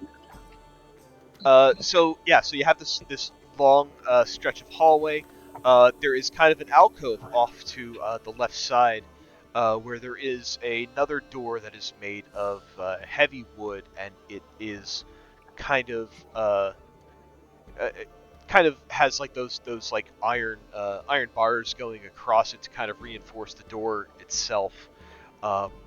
Big like skeleton key lock with a doorknob, but going to try the door, you realize it is unlocked, as this appears to be a bit of a secure area anyway, since you have to go through the bar and into the kitchen to get to it.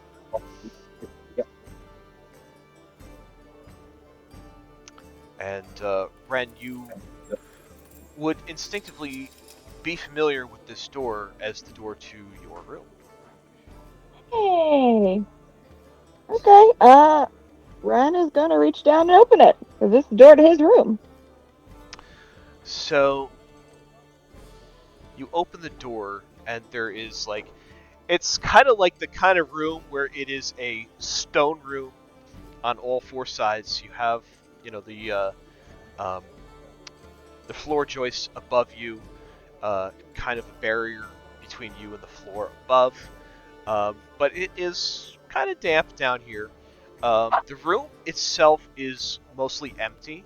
There is a bed frame that is down here that is specially designed for your centaur body. There is a little desk and a workstation. Looks again like most of it has cleared out, but kind of lined in shelves that run across the wall. On all four walls, there are glass jars sporadically placed that look like at one point they had plants inside of them, but these plants have long since deteriorated, and there is now just a bunch of like fungus molds and algae and that kind of stuff just growing inside these glass jars. The cycle of life and death continues. And Wren will start going to examine the molds and funguses, because of course he's also down for that.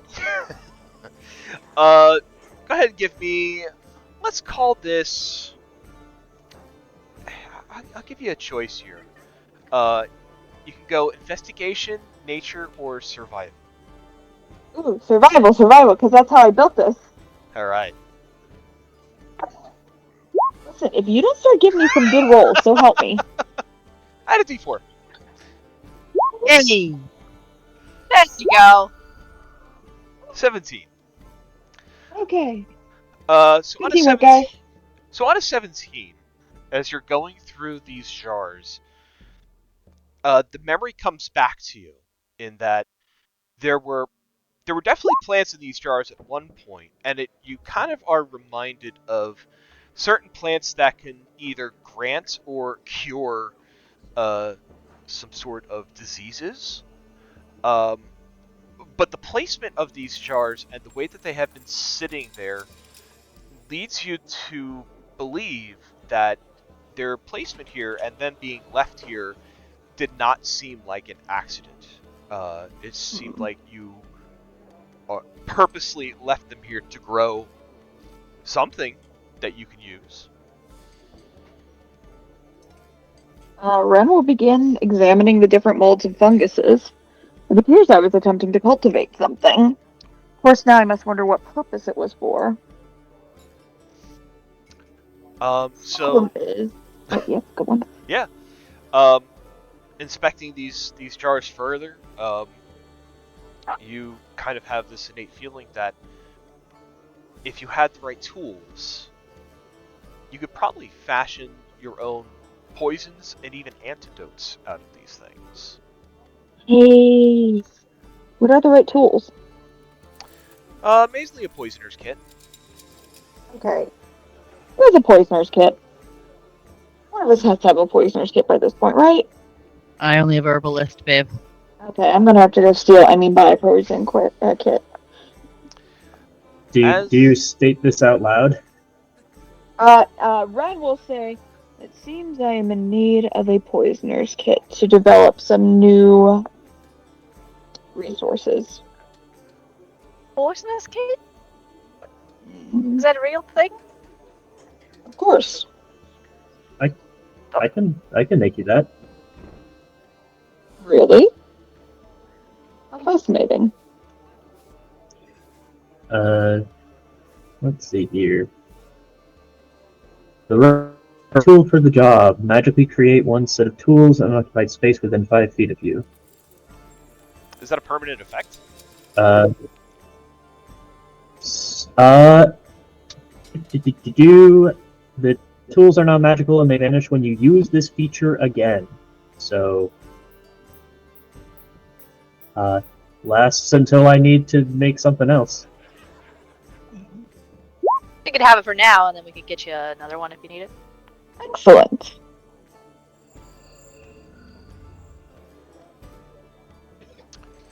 Okay, Wren will pick up the poisoner's kit and start happily gathering up moss and mold and putting it into different aspects so he can start working on poisons and antidotes. He seems like a very happy centaur as he's doing this. Dave plays even happier Calliope music. Oh.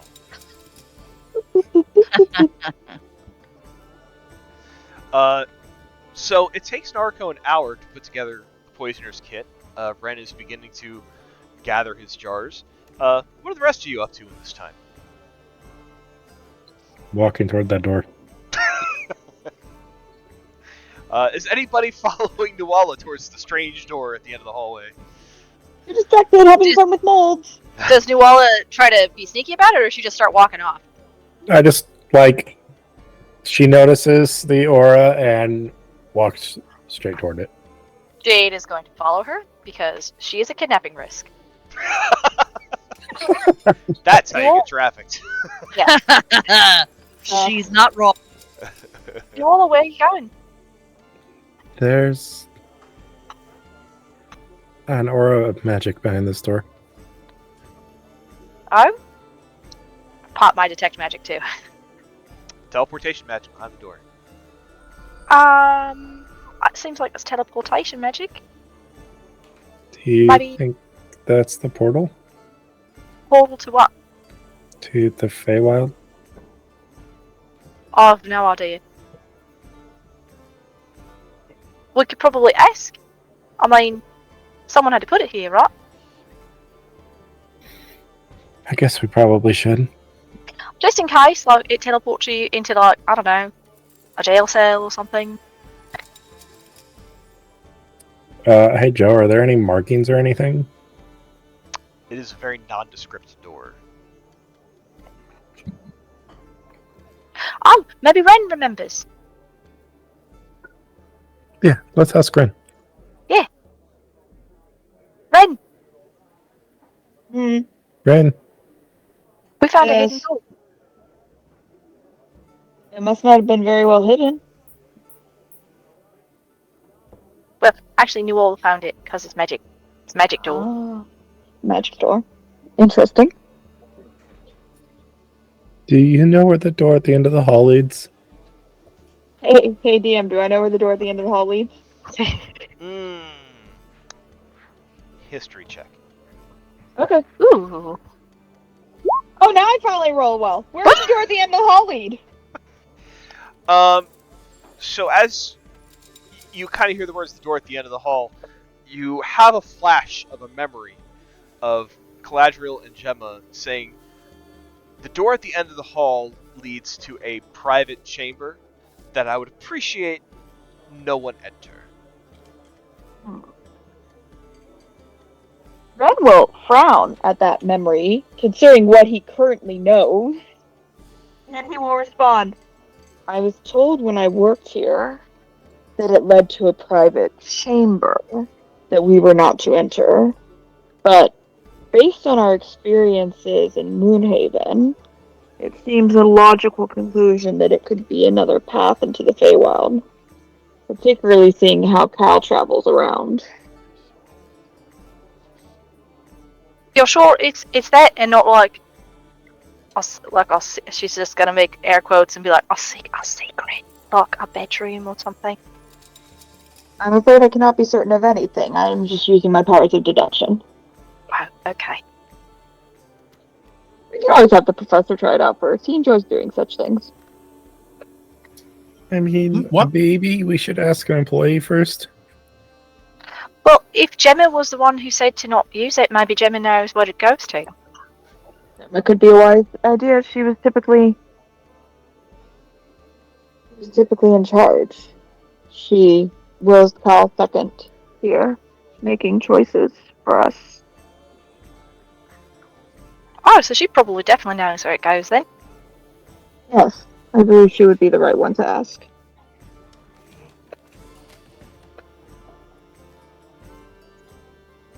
Okay. Thank you.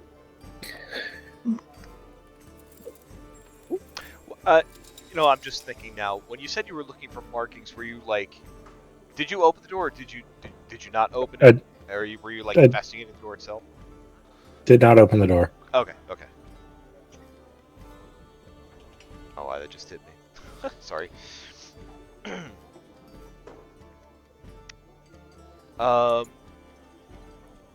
So, Wren starts collecting these jars, Nuala and Jade investigating the door. Professor Yuki, what are you guys up to? Rolling to see if the professor's going to open the door while they're away asking about it. Uh, I did suggest that. Oh yeah, he rolled an 18. Oh no! I don't have No, a fucking I stat, but I'm sure I'd add the bonus from that to that roll. You go to open the door, Professor, and it is locked.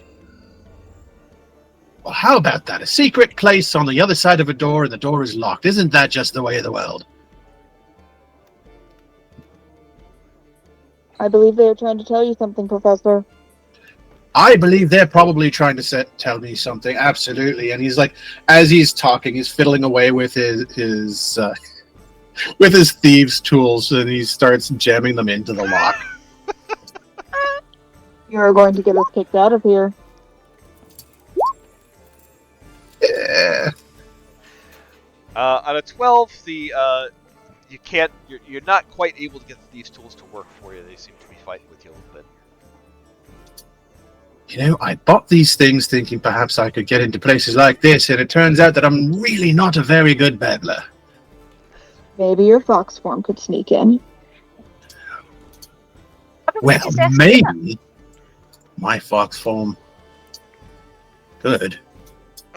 Although, he just poofs and tries it again. Go ahead. He does not have better. He's not more nimble with his fingers in his fox form. He just kind of wiggles them. Curse these canine fingers. I believe they're called paws. Unfortunately, foxes don't have thumbs. Wren chuckles. Well, we learned an important lesson here today. Is that we did. I can't get into rooms that are locked. I'm going to need to find some sort of item that can just poof past the lock. I'm sure that exists. Need more locks. I mean, we could just ask Gemma, right? You guys had already gone off to ask Gemma. See, the problem with asking permission or asking about a thing that's locked behind a door is they're entirely entitled to say no and to stay away from it when really we want a yes. You want the yes. We want the yes, but that yes is significantly harder to get when the person who's saying no knows that you're trying to get in there. I'm somewhat apathetic. I think I know what to ask to make the chances of a yes higher. What are you going to ask? If I can go see Lorelei? Oh. Why? Not that I want to right now.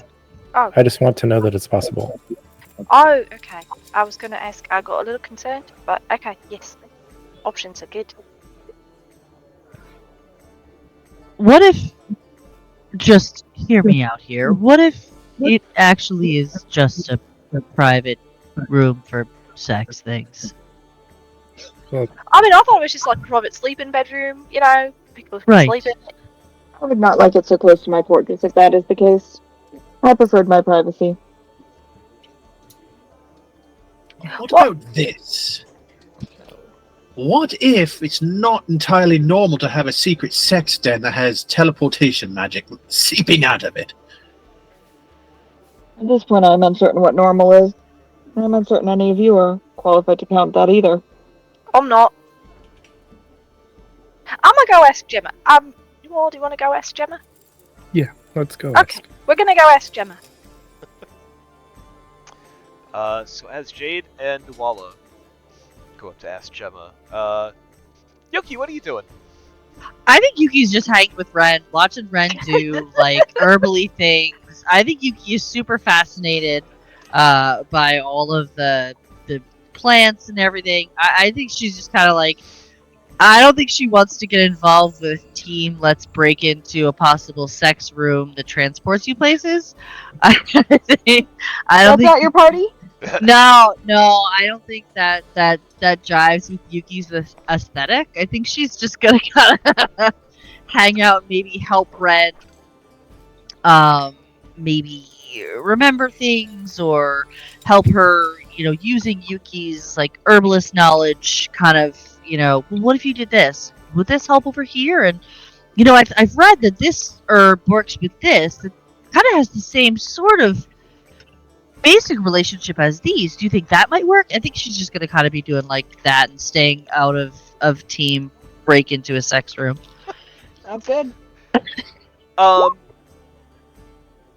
Ren, as you're Yes. fiddling around with these fungus molds and things of the sort, with the help of the poisoner's kit that Narco conjured up, I would like you to roll me a d20 and add Okay. your, well, with advantage, and you're Okay. going to add your wisdom modifier and proficiency. Okay, well, let's start there. All right, so we got 14. Wisdom modifier, that gets me up to a +3. That's 17. And my proficiency at this point, I don't know what my proficiency is, guys. It's probably +2. Probably is +2. Okay. That'd be +5 altogether. Okay, 19. And then +4 gets me up to 23. Excellent. 23! Excellent. So you're working with all of this. You have Yuki helping you, Narco doing what she can with creating this tool to help you work. And as you're kind of putting all this stuff together, it becomes progressively but rapidly easier to work with, and it suddenly occurs to you that you know what the fuck you're doing here. I would like you to roll me a D100. Oh, let's see what I get. Oh, I have a 62. You, using this tool in the span of another hour, you find yourself actually just, it almost comes to you automatically, like you don't even have to think of it. You kind of begin with these tools putting potions into bottles. Oh no, I just closed the page. No. No! Oh, No, it's right, I can get it back. We're all there with you in spirit. No! the drama. no. You are able to produce a few items. Woo-hoo-hoo. You get, The sheets. you're able to make 3 of these.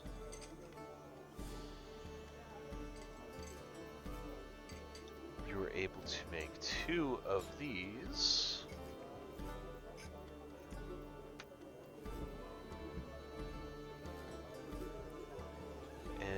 able to make one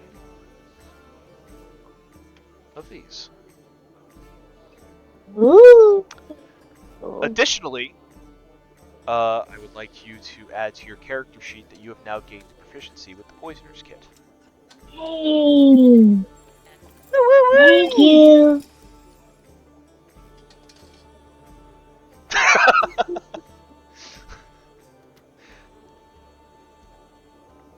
Maybe.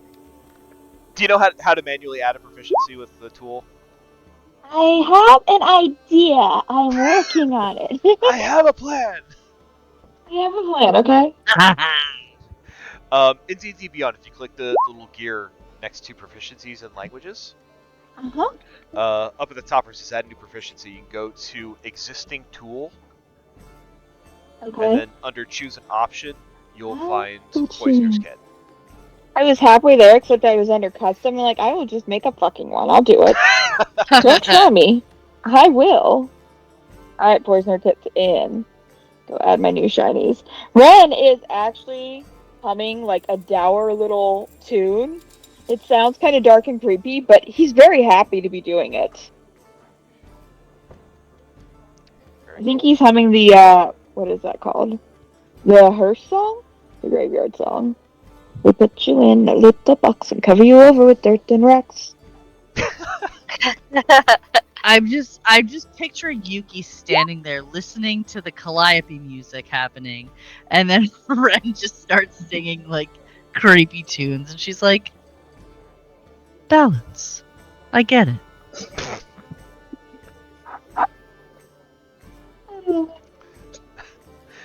So meanwhile, while naturalistic alchemy is happening in the basement, Jade and Nuala return to the surface of the kitchen. You see Gemma is still there, kind of doing her thing. What would you guys like to do? Excuse me, Gemma. Yes, Are you in charge here? I am. Do you know Lorelei? I do. If I were given safe passage to the Feywild under her protection, do you have a way for me to get there? Well, if you have an invitation and a means of activating it, sure. Yes, there is a room that is in the basement that her and Gladriel use often to go back and forth between the Feywild. At the end of the hall? Yes. Good to know, in case I need it in the future. It's a tricky thing, though. You do have to have explicit permission from Lorelei to be able to use it. Unfortunately, it's not something that I really have much control over, but if you have permission and the means to do so, we'll activate it. Okay. Typically, you have to have an invitation to the Feywild, though. I do. Oh, She said I could go to any siren song. Is that true? there is one in each siren song as far as I know. Noala nods. Okay. Thank you. You're welcome. And I don't have anything else to say, so unless Jade has something to say, Noala's just going to turn around and go back downstairs. Thank you, Miss Gemma. She kind of nods. Yes, of course. Just question, what happens if you don't have an invitation? Because like, you all definitely got an invitation, but we were kind of all there. We just not be able to get through the door. She just kind of shrugs and she says, as far as I know, it just doesn't work. Oh, good. Okay, so no one gets like incinerated or anything. That's good. No, whatever would give you that idea. Oh, just Doors. Things happen indoors. I'm gonna go. Thank you. Yeah, okay, sure. Yeah. Okay, goodbye. I'll follow her all back down to the basement. So as you make your way back to the base, it's about this time where Wren is starting to finish up his potion making.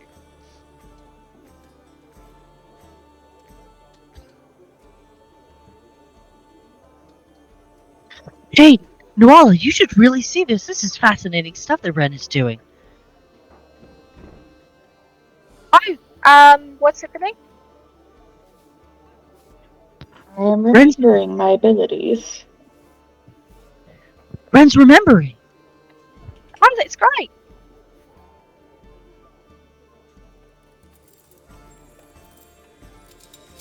I think Yuki would have probably started to hum along with your little graveyard song after listening for a few Yay! times.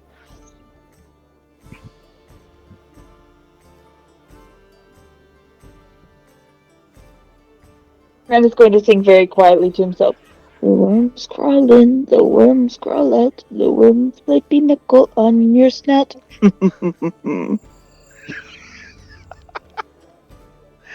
Oh, that's creepy. I love it. Adorable. He's having a good time in his element right now.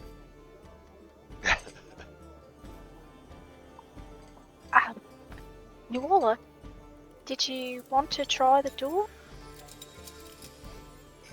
Or is it I just mean, like an option for you in case you ever do want to try a door? more of an option because what happens if I walk through the door and then can't come back? Yeah, that is a good thing to do. I mean, we could hold hands, so that way, you know. But yes, I'll agree. No, let's not do that. But it's good to know that it's here in case you ever want it. Do you think you'll ever want it? If you do want it and you go through it, can I come visit you? Yes, of course. Oh, okay.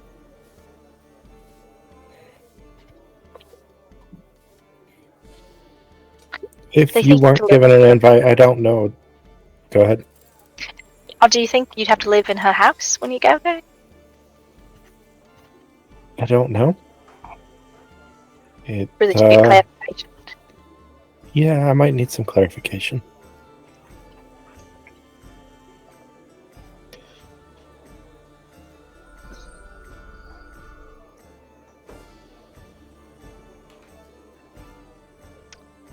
So Ren finishing up with the potion making, Yuki helping along, Narco with the tools, Jade and Nuala considering going into the door or not. What's next for the party?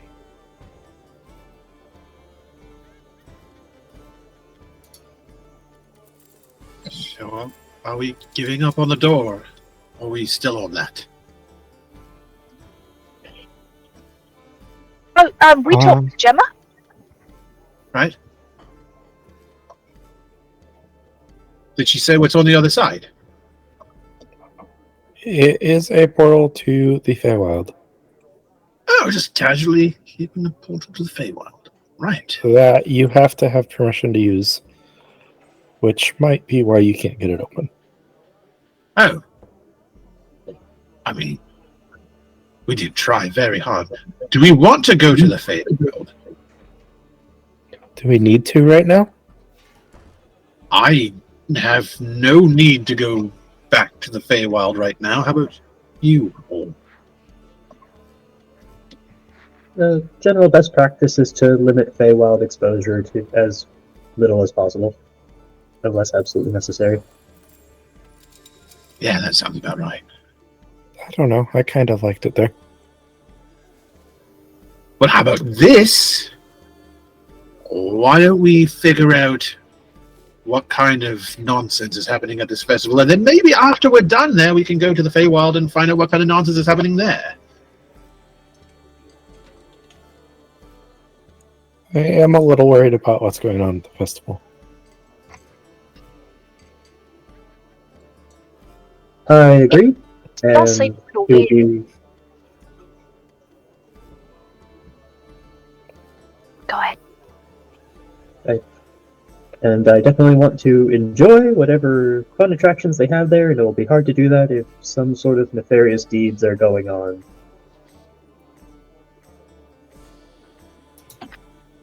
What kind of nefarious deeds just makes people tired? Other than the sex ones. What? No, I don't. It's a carnival. Could be a sex carnival. Sex makes you tired? Why would you? No, that's not what it's. There's sex carnivals or a thing? Do you think that's what it is? I kind of don't want to go if it's going to be a sexy carnival. I mean, if anything's going to pull patrons out of the siren song, it's probably to get whatever they're getting here somewhere else. But I mean, also it does sound like something we should investigate into. Not necessarily for the sex thing, but just to figure out and make sure that nothing terrible is happening. I mean, if it's just a sex thing, that's not necessarily all that bad, and we don't need to get involved there. But maybe Professor, you're upsetting Jade. I kind of just don't know what you would do with a ride and sex. I don't have that. That's not in my binder. that is not my area of expertise. But I could probably find someone who could tell you. I don't really want to know. Maybe Oh, later. we can just find out ourselves. No, I'm good. I don't need to find that out. That's for later. Regardless, we did tell Jen we would look into this, and it would benefit the siren song. I feel I owe them at least some assistance if we can render it. It doesn't necessarily mean that it's a sex carnival. It may just be a creepy, making you tired and draining your life force and energy carnival. That's supposed to be better. I kind The of like more we that. talk about it, the more it sounds like a sex carnival. I am going to pick odd Fey-like emotion draining magics as my fun theory for the night, and if you have others, write them down, keep them secret. We'll find out who was right at the end of the adventure. Okay, I'll write mine down in my binder. I think it's a super fun carnival. Great. Jade is that it's so fun that it's not even magical. It's just so dang fun. Mine is maybe Fey related emotion draining magics. Professor has a weird sex thing. All of you else can state yours out loud or keep them secret. That's fine. Wren puts the stoppers in his final potion bottles. Let us go investigate this and see what is truly happening. Should we go tonight or in the morning? I do not believe they will be quite so active in the morning. Perhaps it will be caught off guard if we go now. Oh, that's a good point. Have we had a long rest since that battle? Yes. Oh yeah. Oh yeah, it's been Yeah, like you 2 days. Yeah, you sailed for a straight day, so you've definitely had a little Cool. rest. Just making sure. Alright, cool. All my spell stuff's back. Okay, yeah. We should definitely go now then. Totally. I agree. And maybe we should just bring all of our fuckiness with us. Because that sounds like the thing to do. Because it does sound like there's something fucky there. I'm going to bring mine. Jeffrey, I choose you! Oh, Jeffrey! Come on, Jeffrey. We're going to do something fucky.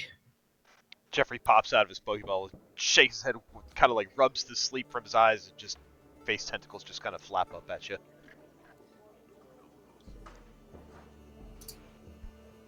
He's going to high-five one of them with like a single finger.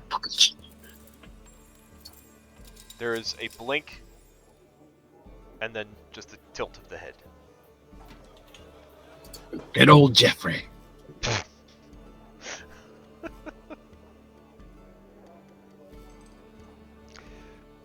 So heading up and out then. Yep. Let's fucking go.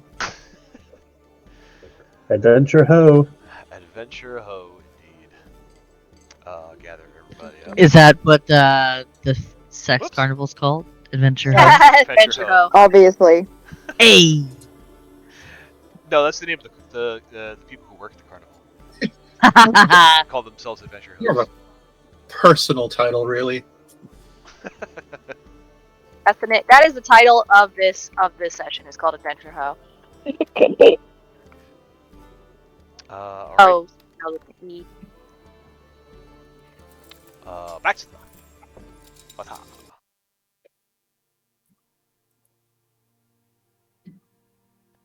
Nope, I still have your old tokens. Boop. Aha. Oh, not you, Jin.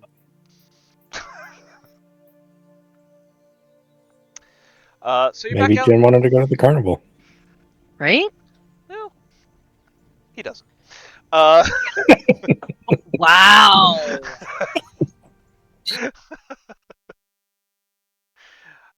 so back out to the streets you go. It is about 10 o'clock at this point at night. You can see the lights blaring from the carnival in the distance. However, you do not hear it from this way away. You can make your way through the streets of the town, heading into that direction. Again, most passerby that you see, some of them are more active than others, mostly not. Especially as you get closer to the carnival grounds, you see people walking out of the carnival that look like really, they look like they really enjoyed themselves. The energy is high, and as the further away they get, the more you see their feet start to shuffle, and they kind of start showing some signs of fatigue.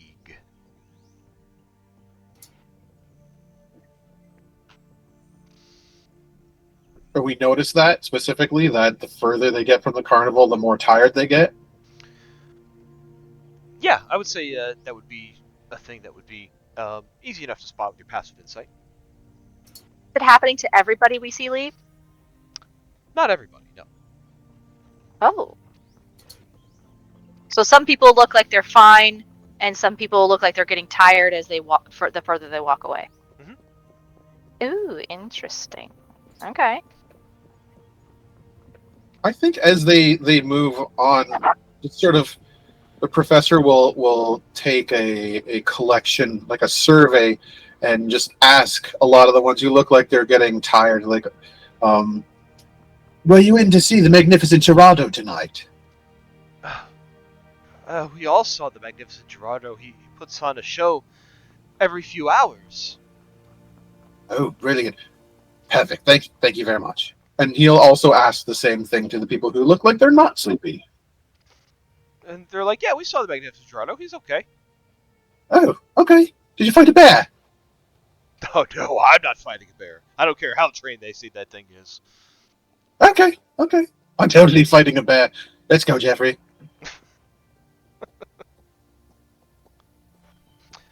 Uh, all heading to the carnival, or any other stops on the way, or any discussions?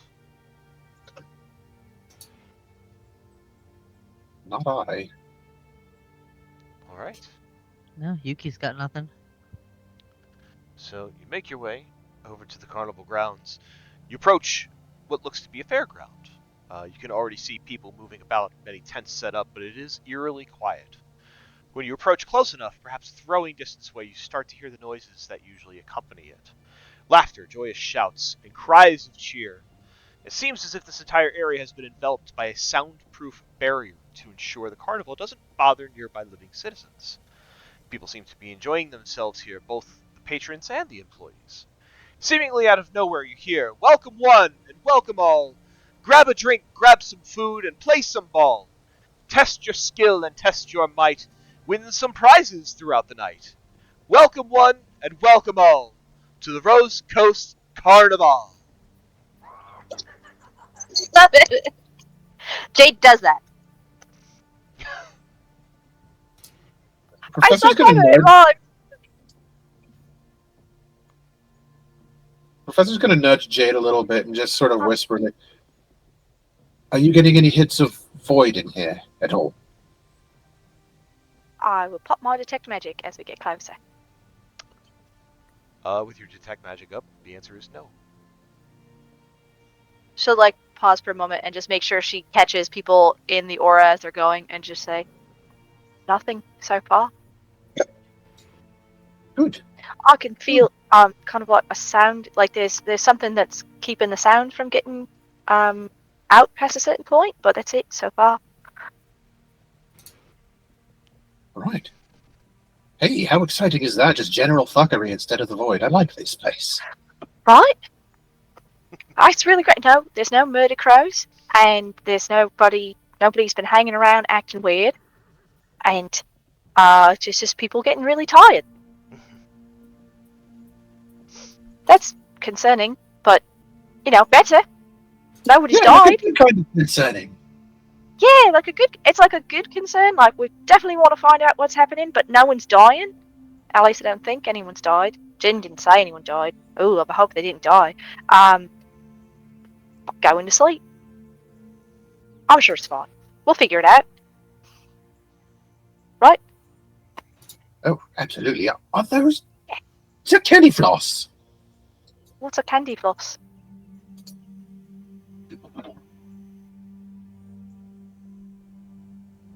The professor will kind of like trail away at the scent of any sort of food that's floating on the air.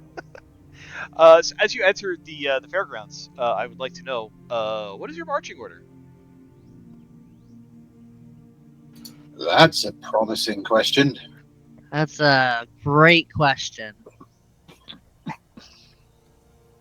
I think Yuki will be up towards the front.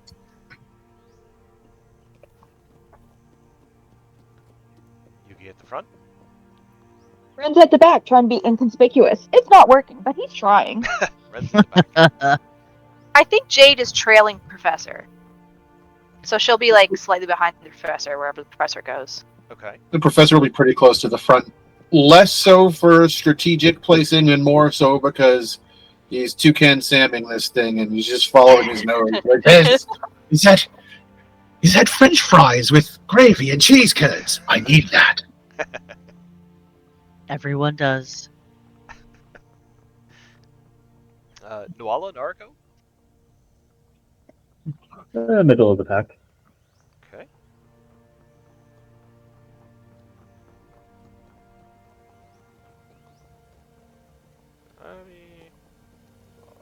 Alright. So, I will move you to the carnival map, and this is, you might recognize this map, because I have used it before, and I just liked it, so I'm going to use it again. So, as you walk into the grounds of the carnival, what you see in front of you is a large tent that kind of funnels everybody into. And what you see is a sign posted outside that entry into the carnival is 1 gold piece. These tickets will give you a punch card that allows you to ride all the rides as much as you like. I don't have the rides on the map, but they are here. They're like your typical carnival rides, like a merry-go-round. There's a Ferris wheel. You've been to a carnival, you get it. And it gives you 1 try at each of the interactive games on the grounds. Getting closer to the ticket gate, you see that there is a man there who is giving out these tickets in exchange for the payment. He is a middle-aged human male with fair skin, gray hair, pale blue eyes, wearing thick black framed glasses and khaki pants, a long sleeve shirt, and a sweater vest in neutral colors. He wears a name tag, and his name is Calvin. Calvin. Oh, Calvin! To be his friend. He looks like a dad. Are we sure this is a Moloch up here visiting?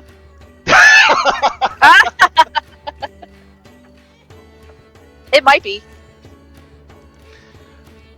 So, as the line begins to dwindle down, you can hear him, give a genuine greeting to those who are in line before you, and waves them off as they go skipping into the carnival. He smiles brightly as he sees you approach, and he says, "Hey, dudes, welcome to the carnival. Are you here to get a ticket?" Did he just say dude? He sure did. He totally just duded us. Oh, he's trying to be cool. Little bro. Yuki will say yes. We would like a ticket for the carnival, please. Well, great. This is going to be a wonderful time, and I hope you really enjoy yourselves. We have a lot of great things lined up for you all that I'm sure you will enjoy, and remember all of the experiences that you have here tonight with all of your friends that are with you. The tickets are 1 gold apiece, please.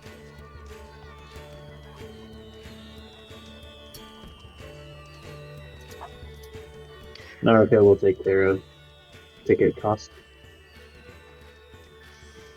Great. He takes the payment. He starts handing out tickets, and he says, this is not a traveling carnival like some of the other carnivals you may have encountered. This is a carnival that is pretty standard and stays here. It's very static. We don't go anywhere. But did you know that traveling carnivals started as a way for hucksters to make some coin by exploiting others that society deemed as weirdos and freaks? It's true. And then it sort of evolved into a way for people to try to sell the idea of new inventions, to show them off and introduce them to the public. Now, some say that these inventions these showmen brought were mostly bunk, sort of like a snake oil or miraculous cure-all situation, but there are others that say that even the most ridiculous of exhibits can inspire others to create and invent things that are actually useful. But anyway, from there it further evolved into celebrations of harvest and other joyous occasions. To make a long story short, they have come quite a way for them to be truly enjoyed by one and all. And he finishes handing out your tickets, and he says, well, it was nice talking to you dudes, enjoy the carnival, and he kind of smiles and waves at you. Oh, thank you so much for the history lesson. Thank you, dude. Thank She's you. gonna walk in. Did they call everybody dudes here? Is that what we're called? Maybe? Dude? Dude? Is that... I kind I of mean- like it. It's a nice word. And render an Arcana check on Calvin An Arcana check? Sure, what are you looking for? Oh, to see if he's any sort of magical entity. Sure. Cool. Arcana does not return any kind of magical entity or being. Strange. And I'll keep walking. Naruto will ask if Calvin has any informative pamphlets about the history of carnivals and their role in society. Oh, no, sorry, no pamphlets available, just the tickets. Oh well, you had such a nice spiel there. I was wondering if there was like a tour or other educational accessory to the the fun and games.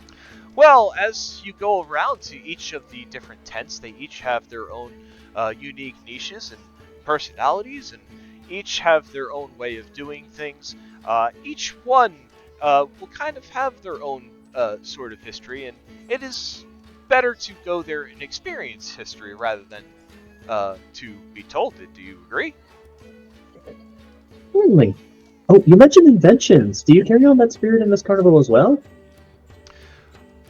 There hasn't been any showmen here in some time, so no inventions, at least today, but perhaps another day there will be. Okay. Well, thank you for the tickets and the information. Naruto hands out tickets to everyone. Thanks, Norica. You are thank welcome. you, dude, Naruto. So as you make your way into the carnival, you'll see that a number of these booths are named for different things that they are. Most of these booths here are all games that are interactable. But like I said, there are also rides here that I just don't have on the map.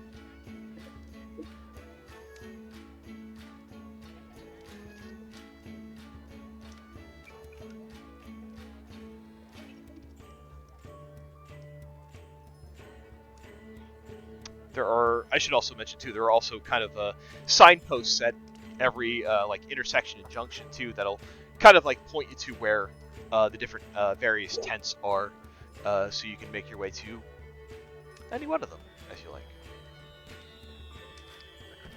Well, we gotta scope out the prize booth. Obviously. Oh, God. Welcome to the next 4 sessions of us trying to win all the prizes from everything. Yep. Snack, big Pretty time. much. Fetch the pig. Oh, no. That is at least once per campaign. Oh, for sure. You gotta.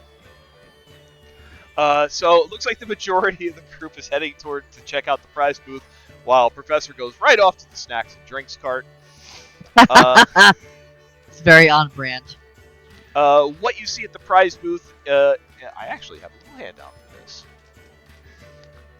So the prize booth is it's a little tent that has kind of like that like picnic tablecloth striping to it. You see it is stuffed with all sorts of knick-knacky things, but you do see some live animals as well that are kind of like hanging out in this prize booth. There is another man here who is manning the booth. Looks very similar to the man that you came across at the ticket gate. He is a middle-aged human male with fair skin, graying hair, pale blue eyes, wearing thick black-framed glasses and khaki pants, long-sleeve shirt, and a sweater vest in neutral colors. Is this like is this like the uniform of this carnival? But you can tell that he's a little bit different from the first. And this is what it looks like. And he wears a name tag. His name is Cody.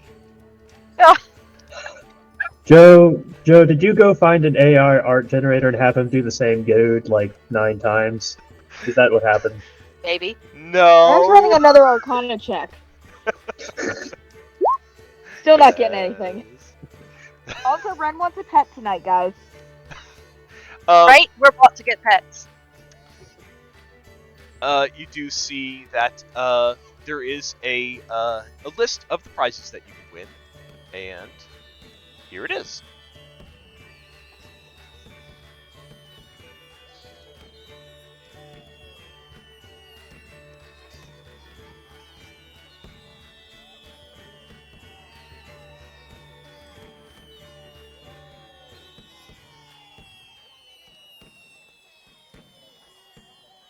Oh. Ring of Invisibility worries me. The snowball of everlasting fun. Twin Note sounds useful. Silent bell. Flippy coin. So as you guys approach this ticket booth and kind of start looking at the board and some of the things that you can win, Cody gives you a smile and he comes over to you and he kind of gives you a little bit of wave and he says, "Oh, hey dudes, are you looking to trade in your golden roses for some prizes yet?" Golden roses? Dude, what is that? Oh, so this is your first time then, huh? Yeah. Oh, well, a golden rose is the token that the carnival uses when you go play the games. If you win these tokens called golden roses, and the number of golden roses you get, the more you get, the better prizes that can be won here at the prize booth. Actually, did you know that the Rose Coast was renamed so after the thorns of the Black Rose? It's true. Before the Thorns visited this town 25 years ago, it was known as Acadia, and it had fallen into great disrepair. The Thorns found there was a cult being influenced by an aboleth trying to control a young kraken that had made its den off the coast. You see, a kraken is an awful monstrosity. They used to be warriors of the gods, and though they shrugged free of their servitude, they are bent on destruction and fed by those who worship them. This aboleth, another primordial monster of awfulness, thought they found this kraken young enough to train it to its will. Since they both thrive on misery and suffering, you can imagine what this town was like with these two powerful psychic forces wreaking havoc. That is, of course, until the Thorns cleared them out. Then the rebuilding began, and in an effort to remove the terrible memory of that time, the Thorns pushed for a rebranding. Anyway, you dudes come back whenever you're ready to spend your golden roses and pick some prizes.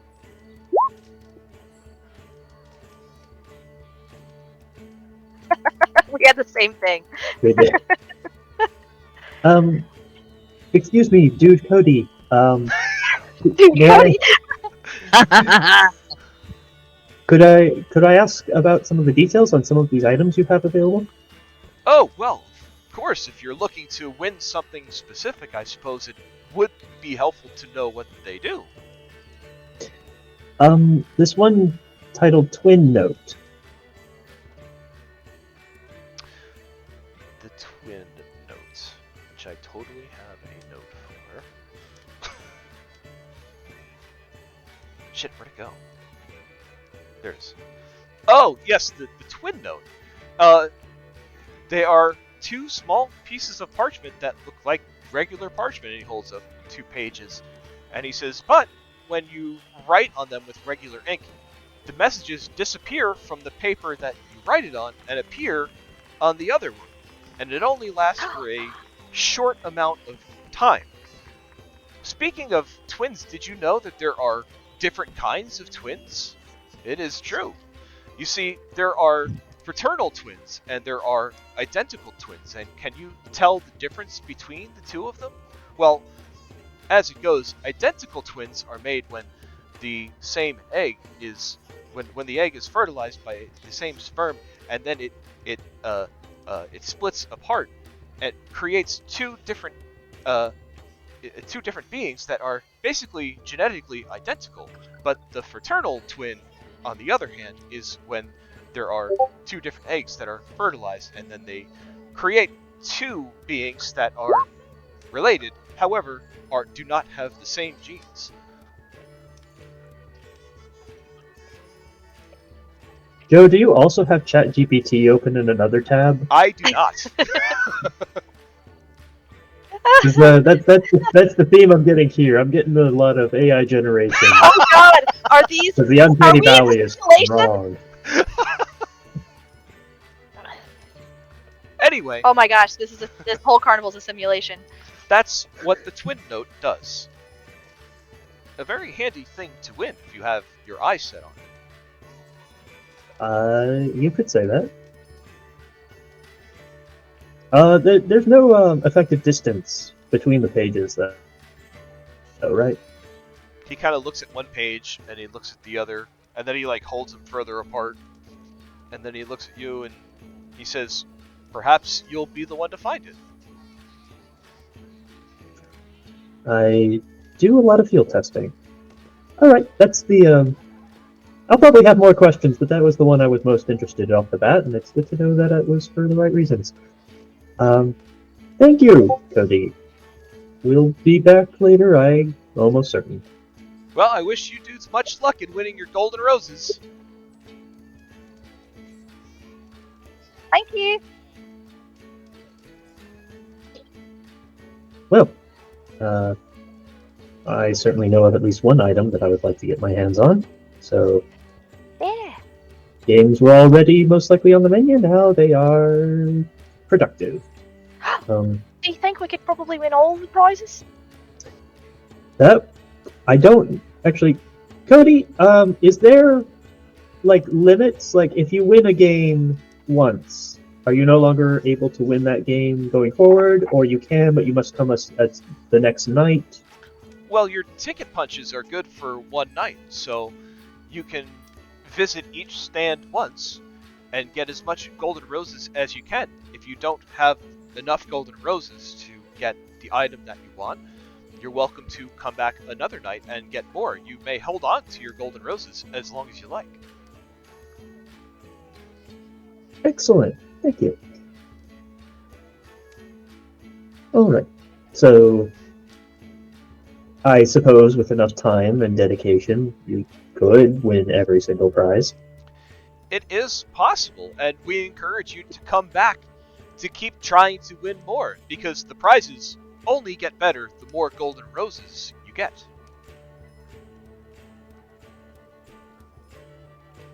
Right. Well, so that's good for us. I see that face painting is right here. We might as well see what they're offering here and just kind of make the circuit, head around, and then make our last stop the Big Top. So as you kind of turn around and start checking out the face painting. Professor, what are you up to? So he's wandering up here, and he just wants to see what kind of snacks he has here. But while he's doing that, he's naturally going to be keeping an eye and just looking at all the different tents. Are there other glasses, mustachio people at these other tents as well? Give me a perception check. Perception. Woo! Hell As- yeah. As you are walking around the carnival, the path that you took, you notice that there is another similar-looking, similarly dressed gentleman manning the topple the bottom. Topple the bottle. Oh God. Topple the bottle. Top of the bottom. Wow, that Whoa, wow. Someone's thinking about a sex carnival. was He's right, it was a sex carnival! that Damn was it. pretty slim. Yeah, Mustache rides, one ticket each. oh. Oh my gosh. Anyway, yeah, you see one of those guys manning the topple the bottle stands. So he comes up here to the drinks. He's like, "What have we here?"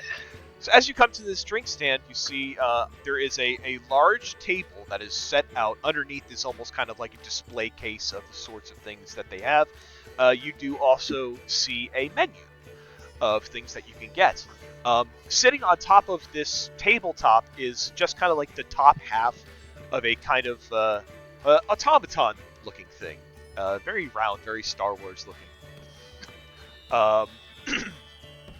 Underneath is kind of an instruction that says, choose what you want from the menu, give the attendant your payment, and it will retrieve what you want from the case. And the menu looks a little bit like this. Ooh la la. Let's see what we got here. Sugar canes, cotton candy, goblin ears. I haven't had a goblin in a while. Cakes and pastries. Do you talk? Are you a talking automaton? Or when you just kind of like whoop, whoop, whoop, whoop, does like a bit of the robot. Is that you? Do you speak?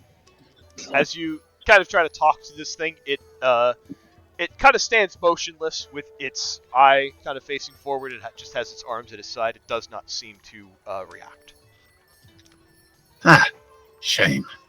You know what? I think I'm just going to get 2 goblin ears, please.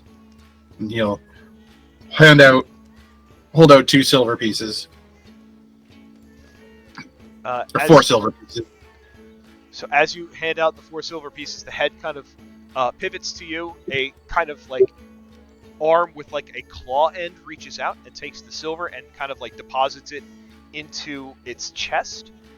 And it kind of whirs and moves and says, to goblin ears, and it reaches underneath the case, pulls out 2 goblin ears, which are basically they're like a caramel like nougat like sugar dusted kind of sweet, and he hands them to you in a wax paper wrapper.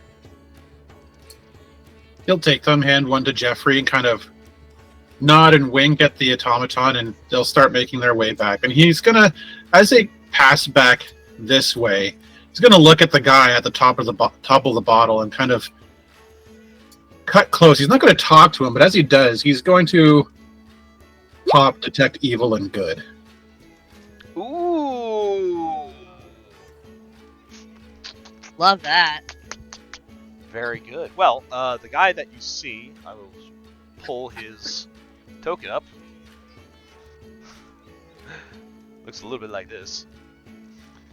Have I met you before? You look familiar.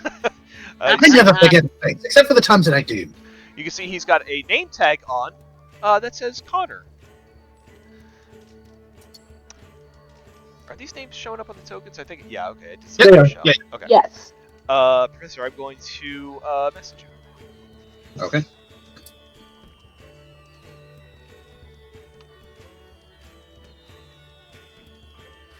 Oh, okay. He's gonna stop, and then he's gonna kind of take a step over here and look this guy like in the face, like very much the way that he did with Jin, and just kind of squint at him and just kind of look him up and down. Says, "Connor, He looks at You you look and he says, "Oh, go ahead. Sorry." you look pretty good for your current state of affairs." He kind of looks at you and smiles and he gives you a wave, and he says, "Hey, dude, thanks. You don't look too bad yourself." Ah, you charmer, you. Well, Connor, I think I will be back to talk to you later. The carnival he's just games are always open. Win as many golden roses as you can. Yeah, I expect I could see you here any time I return, can't I? Anytime. Anytime.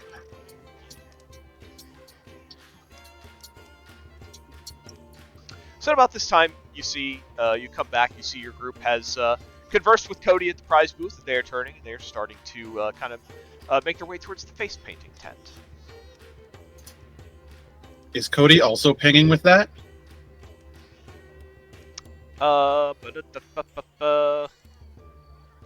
Yes. Okay. Hey guys, did you know that they have goblin ears here? I don't think they're actually ears of goblins, but they are very tasty, and also, these guys are undead. And he points over at Cody. What? Sorry, what? Undead. Oh, I didn't notice on Calvin, but there's another one over there. He gestures over his shoulder. Connor, I think his name. And that guy, I can't really see his name tag from here, but he's definitely undead, and they're definitely going to be here the next time you show up. Doesn't matter what time you get here. huh. Okay. That's unfortunate. Does explain a little bit of the oddities.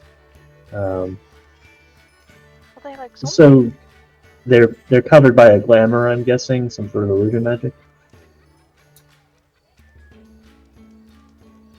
Maybe. Anybody got detect magic still going? I do. Is Mai getting anything off of Cody? No magical effects. She's just gonna frown and she's gonna look at the professor. She's like, "Are you sure? Because they don't have any magic on them at all." Interesting. Undead. Like there's no illusion or anything like that.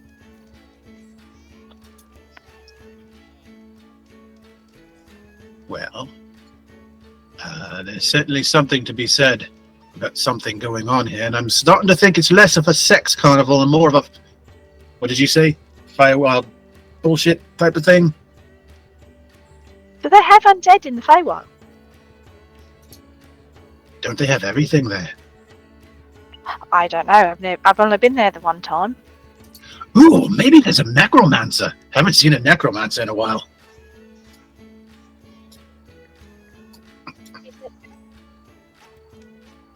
Oh, Uh, oh. What? What? What? What? What? What if they're What? siphoning the life force out of all the people who are getting away from here and putting them into these undead things to keep them youthful and invigorated looking? That would explain why people were getting tired. In sleeping sickness. Can I make any kind of like Arcana check, or maybe like a history check to see if like what the professor is saying is possible? What that like? What? In Like particular? people, like taking people's life force and putting it in like an undead creature to keep it youthful looking. Yeah, sure. You can give me an Arcana check. Cool. Can I give her help with that? I have expertise. Oh, Yeah. Hell, you don't need it. Jesus Woo! Christ. 26. Oh, you already got it. 28. 26. 26. Well, that's kind of what liches like to do. Oh, I think the only real time I've heard of, I mean, I've read about it, and Papa has told me, bedtime stories and stuff. Usually that's like a lich type of thing, but they don't seem like liches.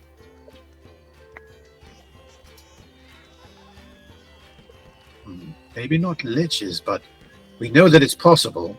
There's forces out there that do exactly this, and it feels like maybe that might be a plausibility here.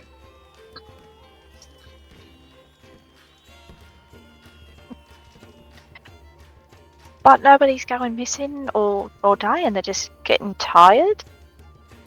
And not waking up. Everyone, or just some people? Well, not everyone, but I mean, they don't need to leech off of everyone. They just need to leech enough to keep them going, don't they? I don't know.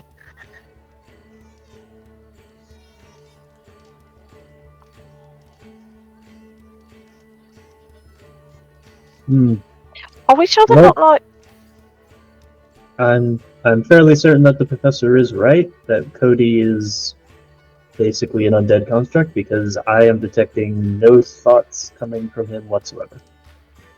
So he's not real? He's real, but you know how Barbie can do things and respond to things, but doesn't really do much of his own volition unless I give him an order to. Uh-huh.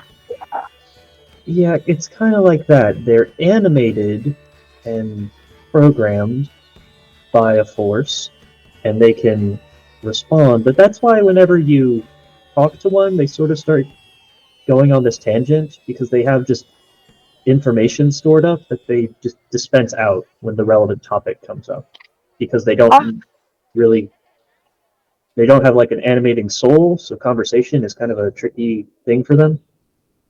Oh, so they're kind of like people robots. Yeah. That Oh, so we'd need to find the person who's making the people robots? depends on what the relationship is. These might be created and then can left to just function in whatever they've been assigned to do for their task. Or they might have a direct link with their creator and are, directly manipulated when necessary. I'm not sure which one it is. I'm willing to bet that our magnificent... What's his name in the big top? Geronimo or something? Giardo? Gerard. Gerard. Giardia might play into this some way, but I thought he was just like the latest entertainment. Who owns and operates this carnival? I don't know. Ginger said that it's been around for a long time.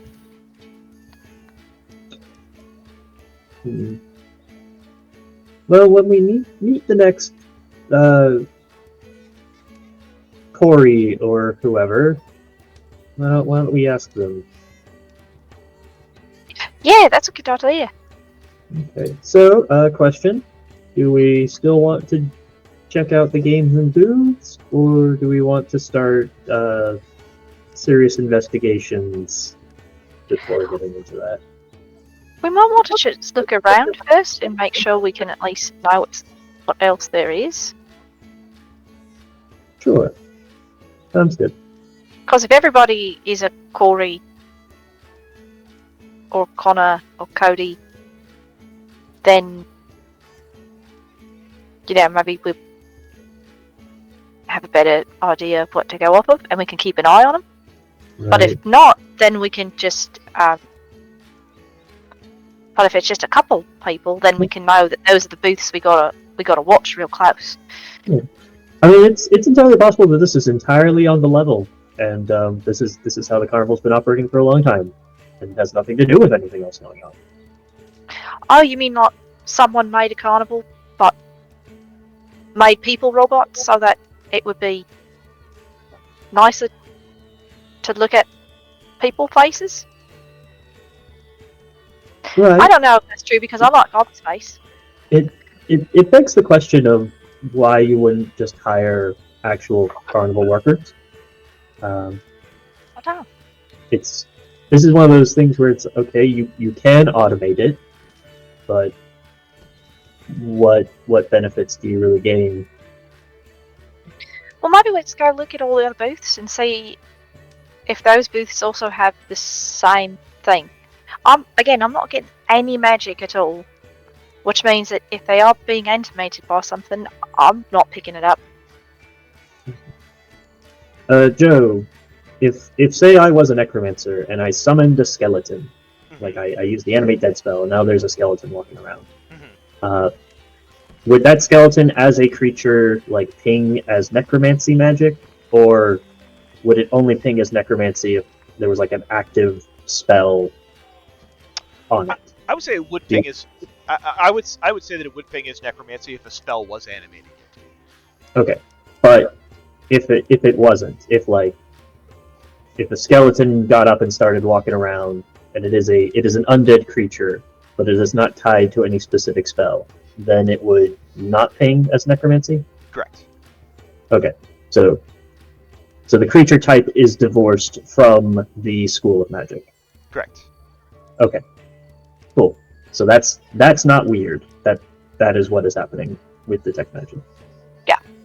Cool. There's no active spells currently going on. All right. Well then, duck our head into the face painting tent. See what's going on here. So, ducking your head into face painting, what you see in this tent, it is a brightly colored tent, and what you see inside are illustrations that are kind of lined all around the walls. It's very reminiscent of a tattoo parlor rather than a face painting tent, which is why face painting is in air quotes. You see one person kind of sitting at a stool next to one of those chairs that you kind of like sit and lounge on while getting tattooed. She is a female half-orc. She wears a name tag. Her name is Vexla. She kind of sits at this stool and she's strumming a lute kind of mindlessly, just kind of humming along to it. Her eyes open, her head lifts, and she smiles as she sees you enter. And she says, welcome to the face painting tent. Do you care for a face painting today? What does a face painting entail, might I ask? Well, you see, I use this brush, and she pulls out like a paintbrush from her belt. Or this brush, and she pulls out another brush from her belt that's like a larger brush. And she says, you tell me what you'd like to look like, and I make you look like that thing. Now, I can't do anything too crazy. Like, I can't give you more legs. I can't change your overall physical form. And if someone were to physically touch you, they would still be touching your true form. But I can at least make you look like whatever you want, as long as it has the same basic shape that you have now. How long does this face painting last for? An hour.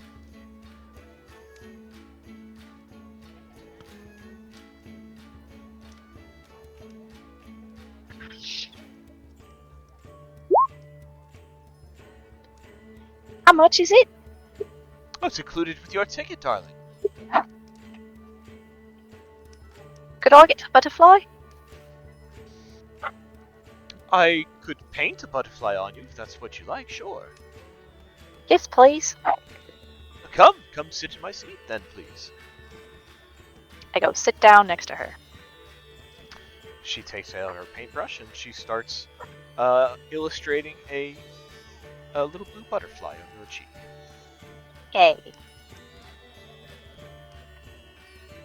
Detect magic. Does anything untoward happen? Nope. It is. Well, actually, yes. You do get do get magic from this paint. You get illusion. Oh, fun.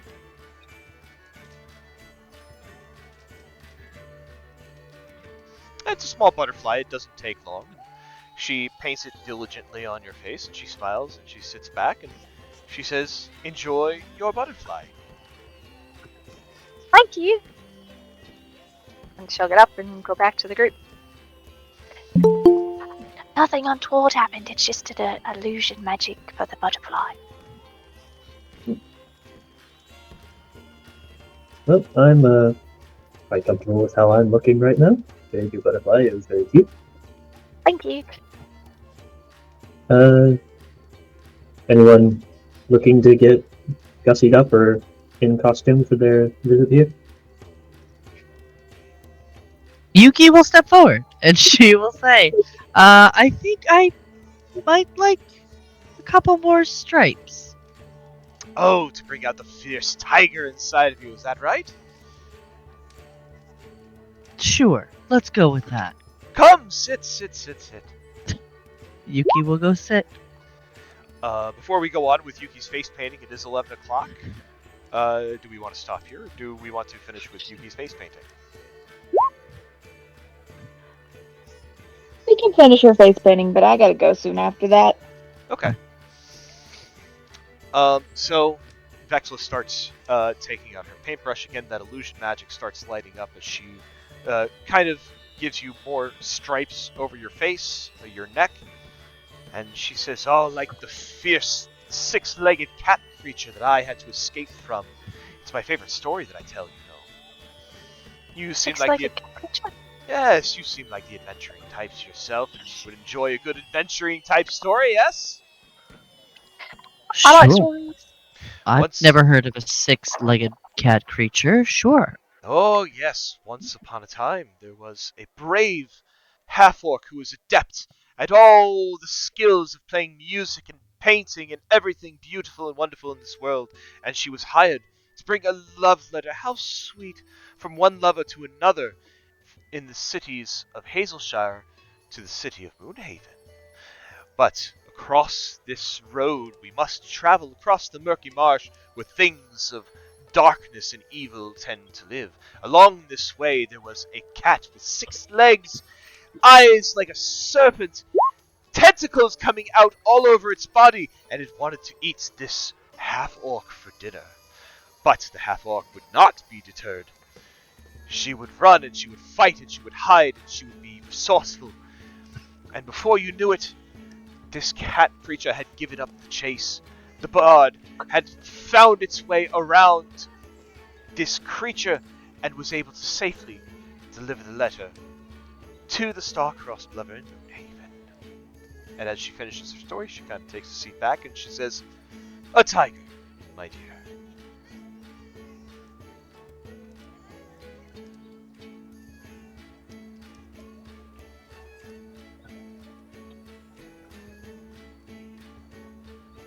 Do you like it? Sorry, I was muted. Oh. Yuki looks in the mirror. What does she see? You see yourself with as more of a tiger face. Like you look like a straight up tiger. Nice. Ooh. Do I feel any different? Give me an insight check. Beautiful. This is gonna go well. I can feel it. Oh, not bad. No, you don't feel any different at all. It feels like the only thing that she changed was just your appearance. Perfect. Yuki will go back towards the others. So what do you think? Fearsome.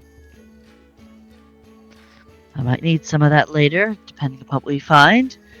Anyone else want to get their face painted?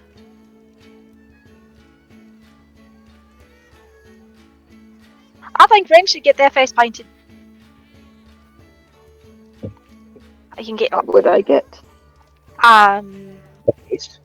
flaming eyes or A big face. shot I already teeth. have those. But like, maybe they can make you get a butterfly. You already have a butterfly. We could be twins. Twinsies, like Cody said. Different but the same. I do not want to be like Cody. Get Ren a cutie mark on its butt. Oh my Jeez. gosh, let's go. What would Red's cutie mark be? That's our question for this week. Yes! Oh my god. While we're at it, we can all watch My Little Pony Friendship is Magical. I would say a fungus. A little mushroom guy. Like a little toad guy.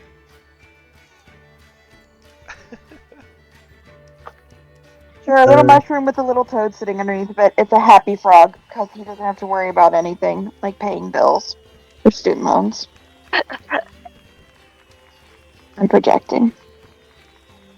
Don't worry, we all do it. Mm-hmm.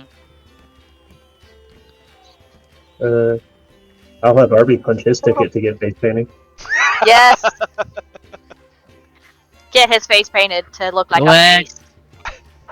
What does Arby want to look like?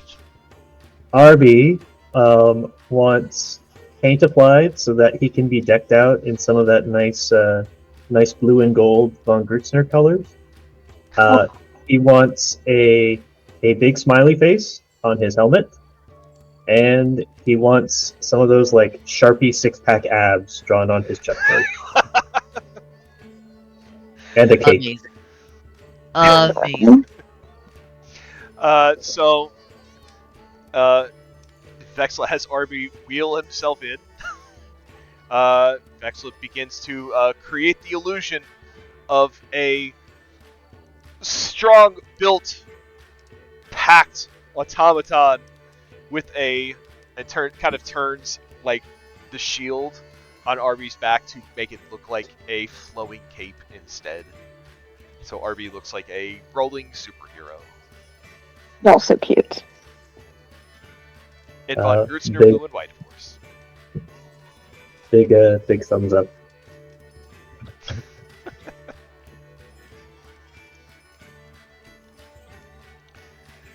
Amazing. And Narco will break down. He will get a matching butterfly with Jade. There you go. Oh. Twinsies. Blue butterfly on Narco's cheek on the opposite cheek that Jade has. Jade looks just delighted. Very happy to be matching with Naruto. Oh my god. Mars, I thought that was like a sexy C3PO you just posted.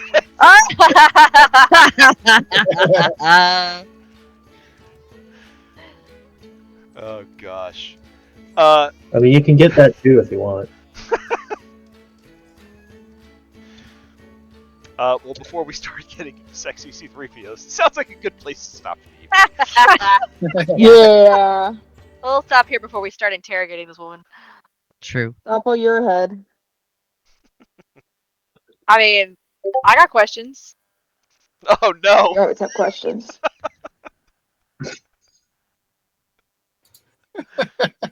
Right. On that note, I gotta go. You guys have a great night. Have a good night. Good night, Good night, Jen. Jen. Good night.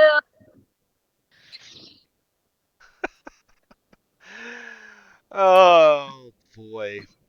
Nominations tonight. I personally would love to nominate Professor for that absolutely wholesome conversation that he had with Jade. Yes. Yes. I missed it. I'm gonna have to go back and listen to it. It was I very haven't- good. Jade, I haven't posted the audio in a while, so I'm gonna have to do that. No, it's fine. No. We got time.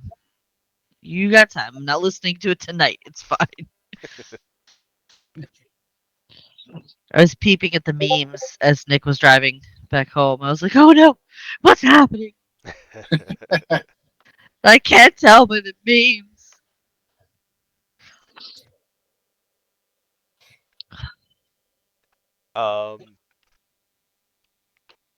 But I will take nominations for a second.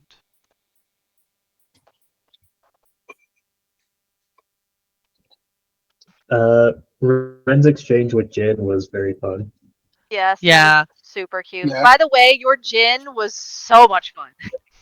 So that's what's been going on here. How has your day been? That is not at all what he sounds I like. But heard that's you how I were make dead. it sound. I That was sucks. I was trying to channel Mars's Mars's Jin. I really was. I don't even remember my Jin voice. You know what? I mean, I don't know if it really came across that way, but in my head, I don't It's know if anybody else has watched Space Ghost Coast to praying Coast. mantis. Yes, that's what I was Definitely, saying. Yes, I so This definitely, praying Zorak. mantis from Space Ghost. definitely Zorak. heard it in my head It's as exactly Zorak. what I picture. Yes. So Zorak.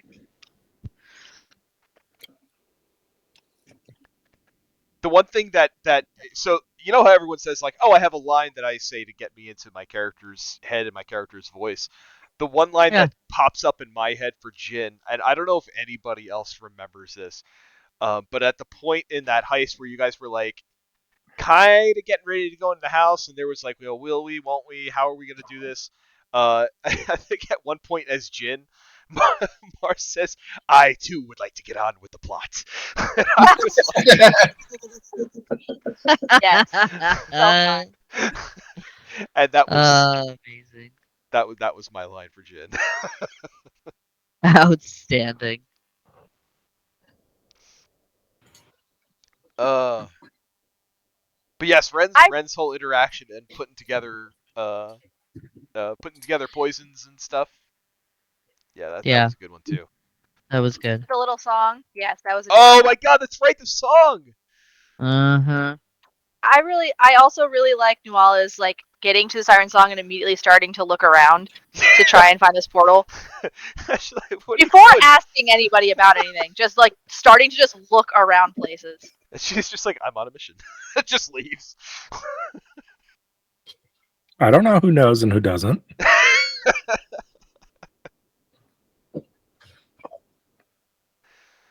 Oh man. Welcome back, I like Allison. Thanks. Thanks. My Sorry, feet Marcy. hurt a lot. How was your I trip? wa- I walked a lot, and then I stood a lot to go on a ride for like 3 minutes. Isn't that the way of it? So like, also Galaxy's Edge, fucking 20 out of 10. 20 out of 10. Knocked it out of the park. Fucking Kylo Ren walked this close to me, and I didn't fucking lose my mind. Ah! It was very challenging. Cried like an absolute bitch when I made my lightsaber. Uh, my friend Kim, you can have someone come with you, like to like take pictures of you crying like a fucking bitch.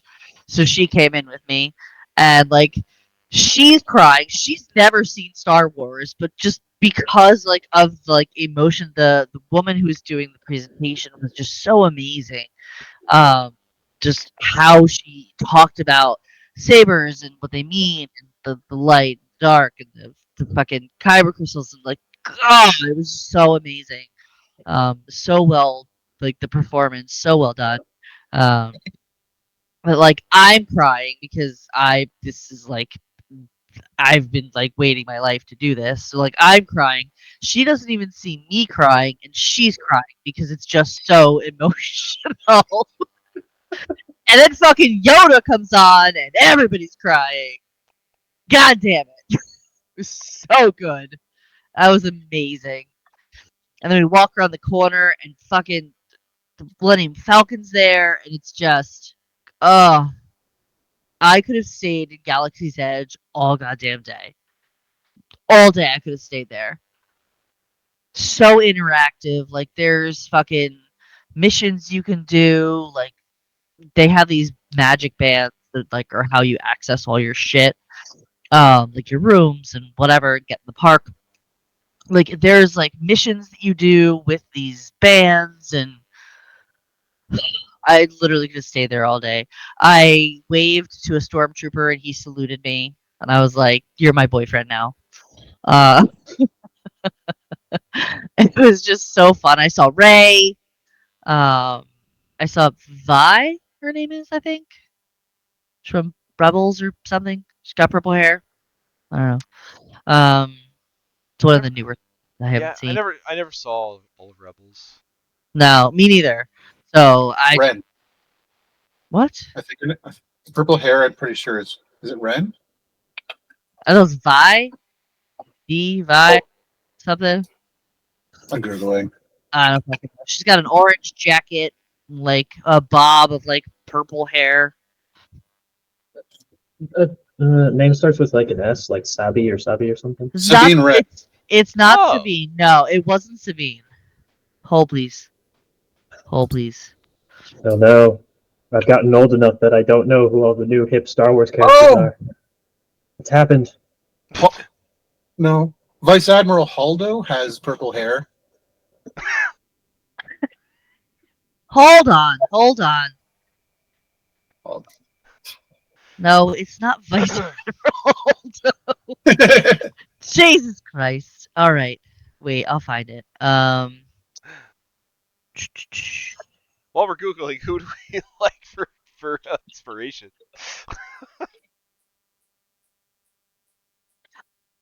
So I also I really liked Nuala just running around trying to find that portal.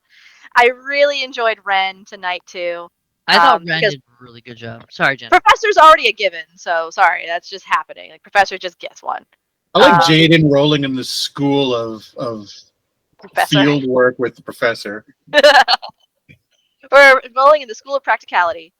Vi Moradi. VI space MRADI. Sorry, it was blue hair, not purple. Oh. Gotcha. Her. But it was just an amazing experience. It was so good. So good. But my feet really hurt.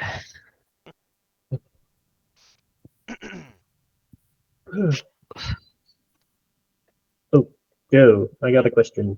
Yeah. Is the Temple of Palor still in Rose Coast? Yes. Whoa. I forgot to mark it on the map, but it would still be there, yes. Okay. Naruto has nothing to do there. I was just curious.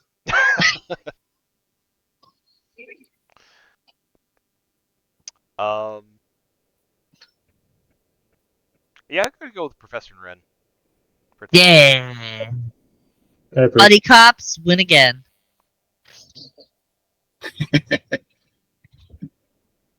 Don't worry. Next session where we clean out this fucking carnival, there'll be a lot of moments to pick from. Facts.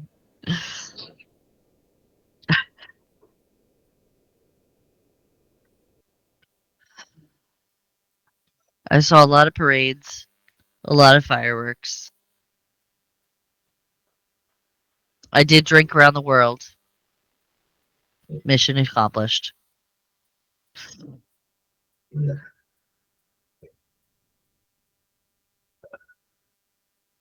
Ellie, what phrase do you use to get yourself into character for Yuki?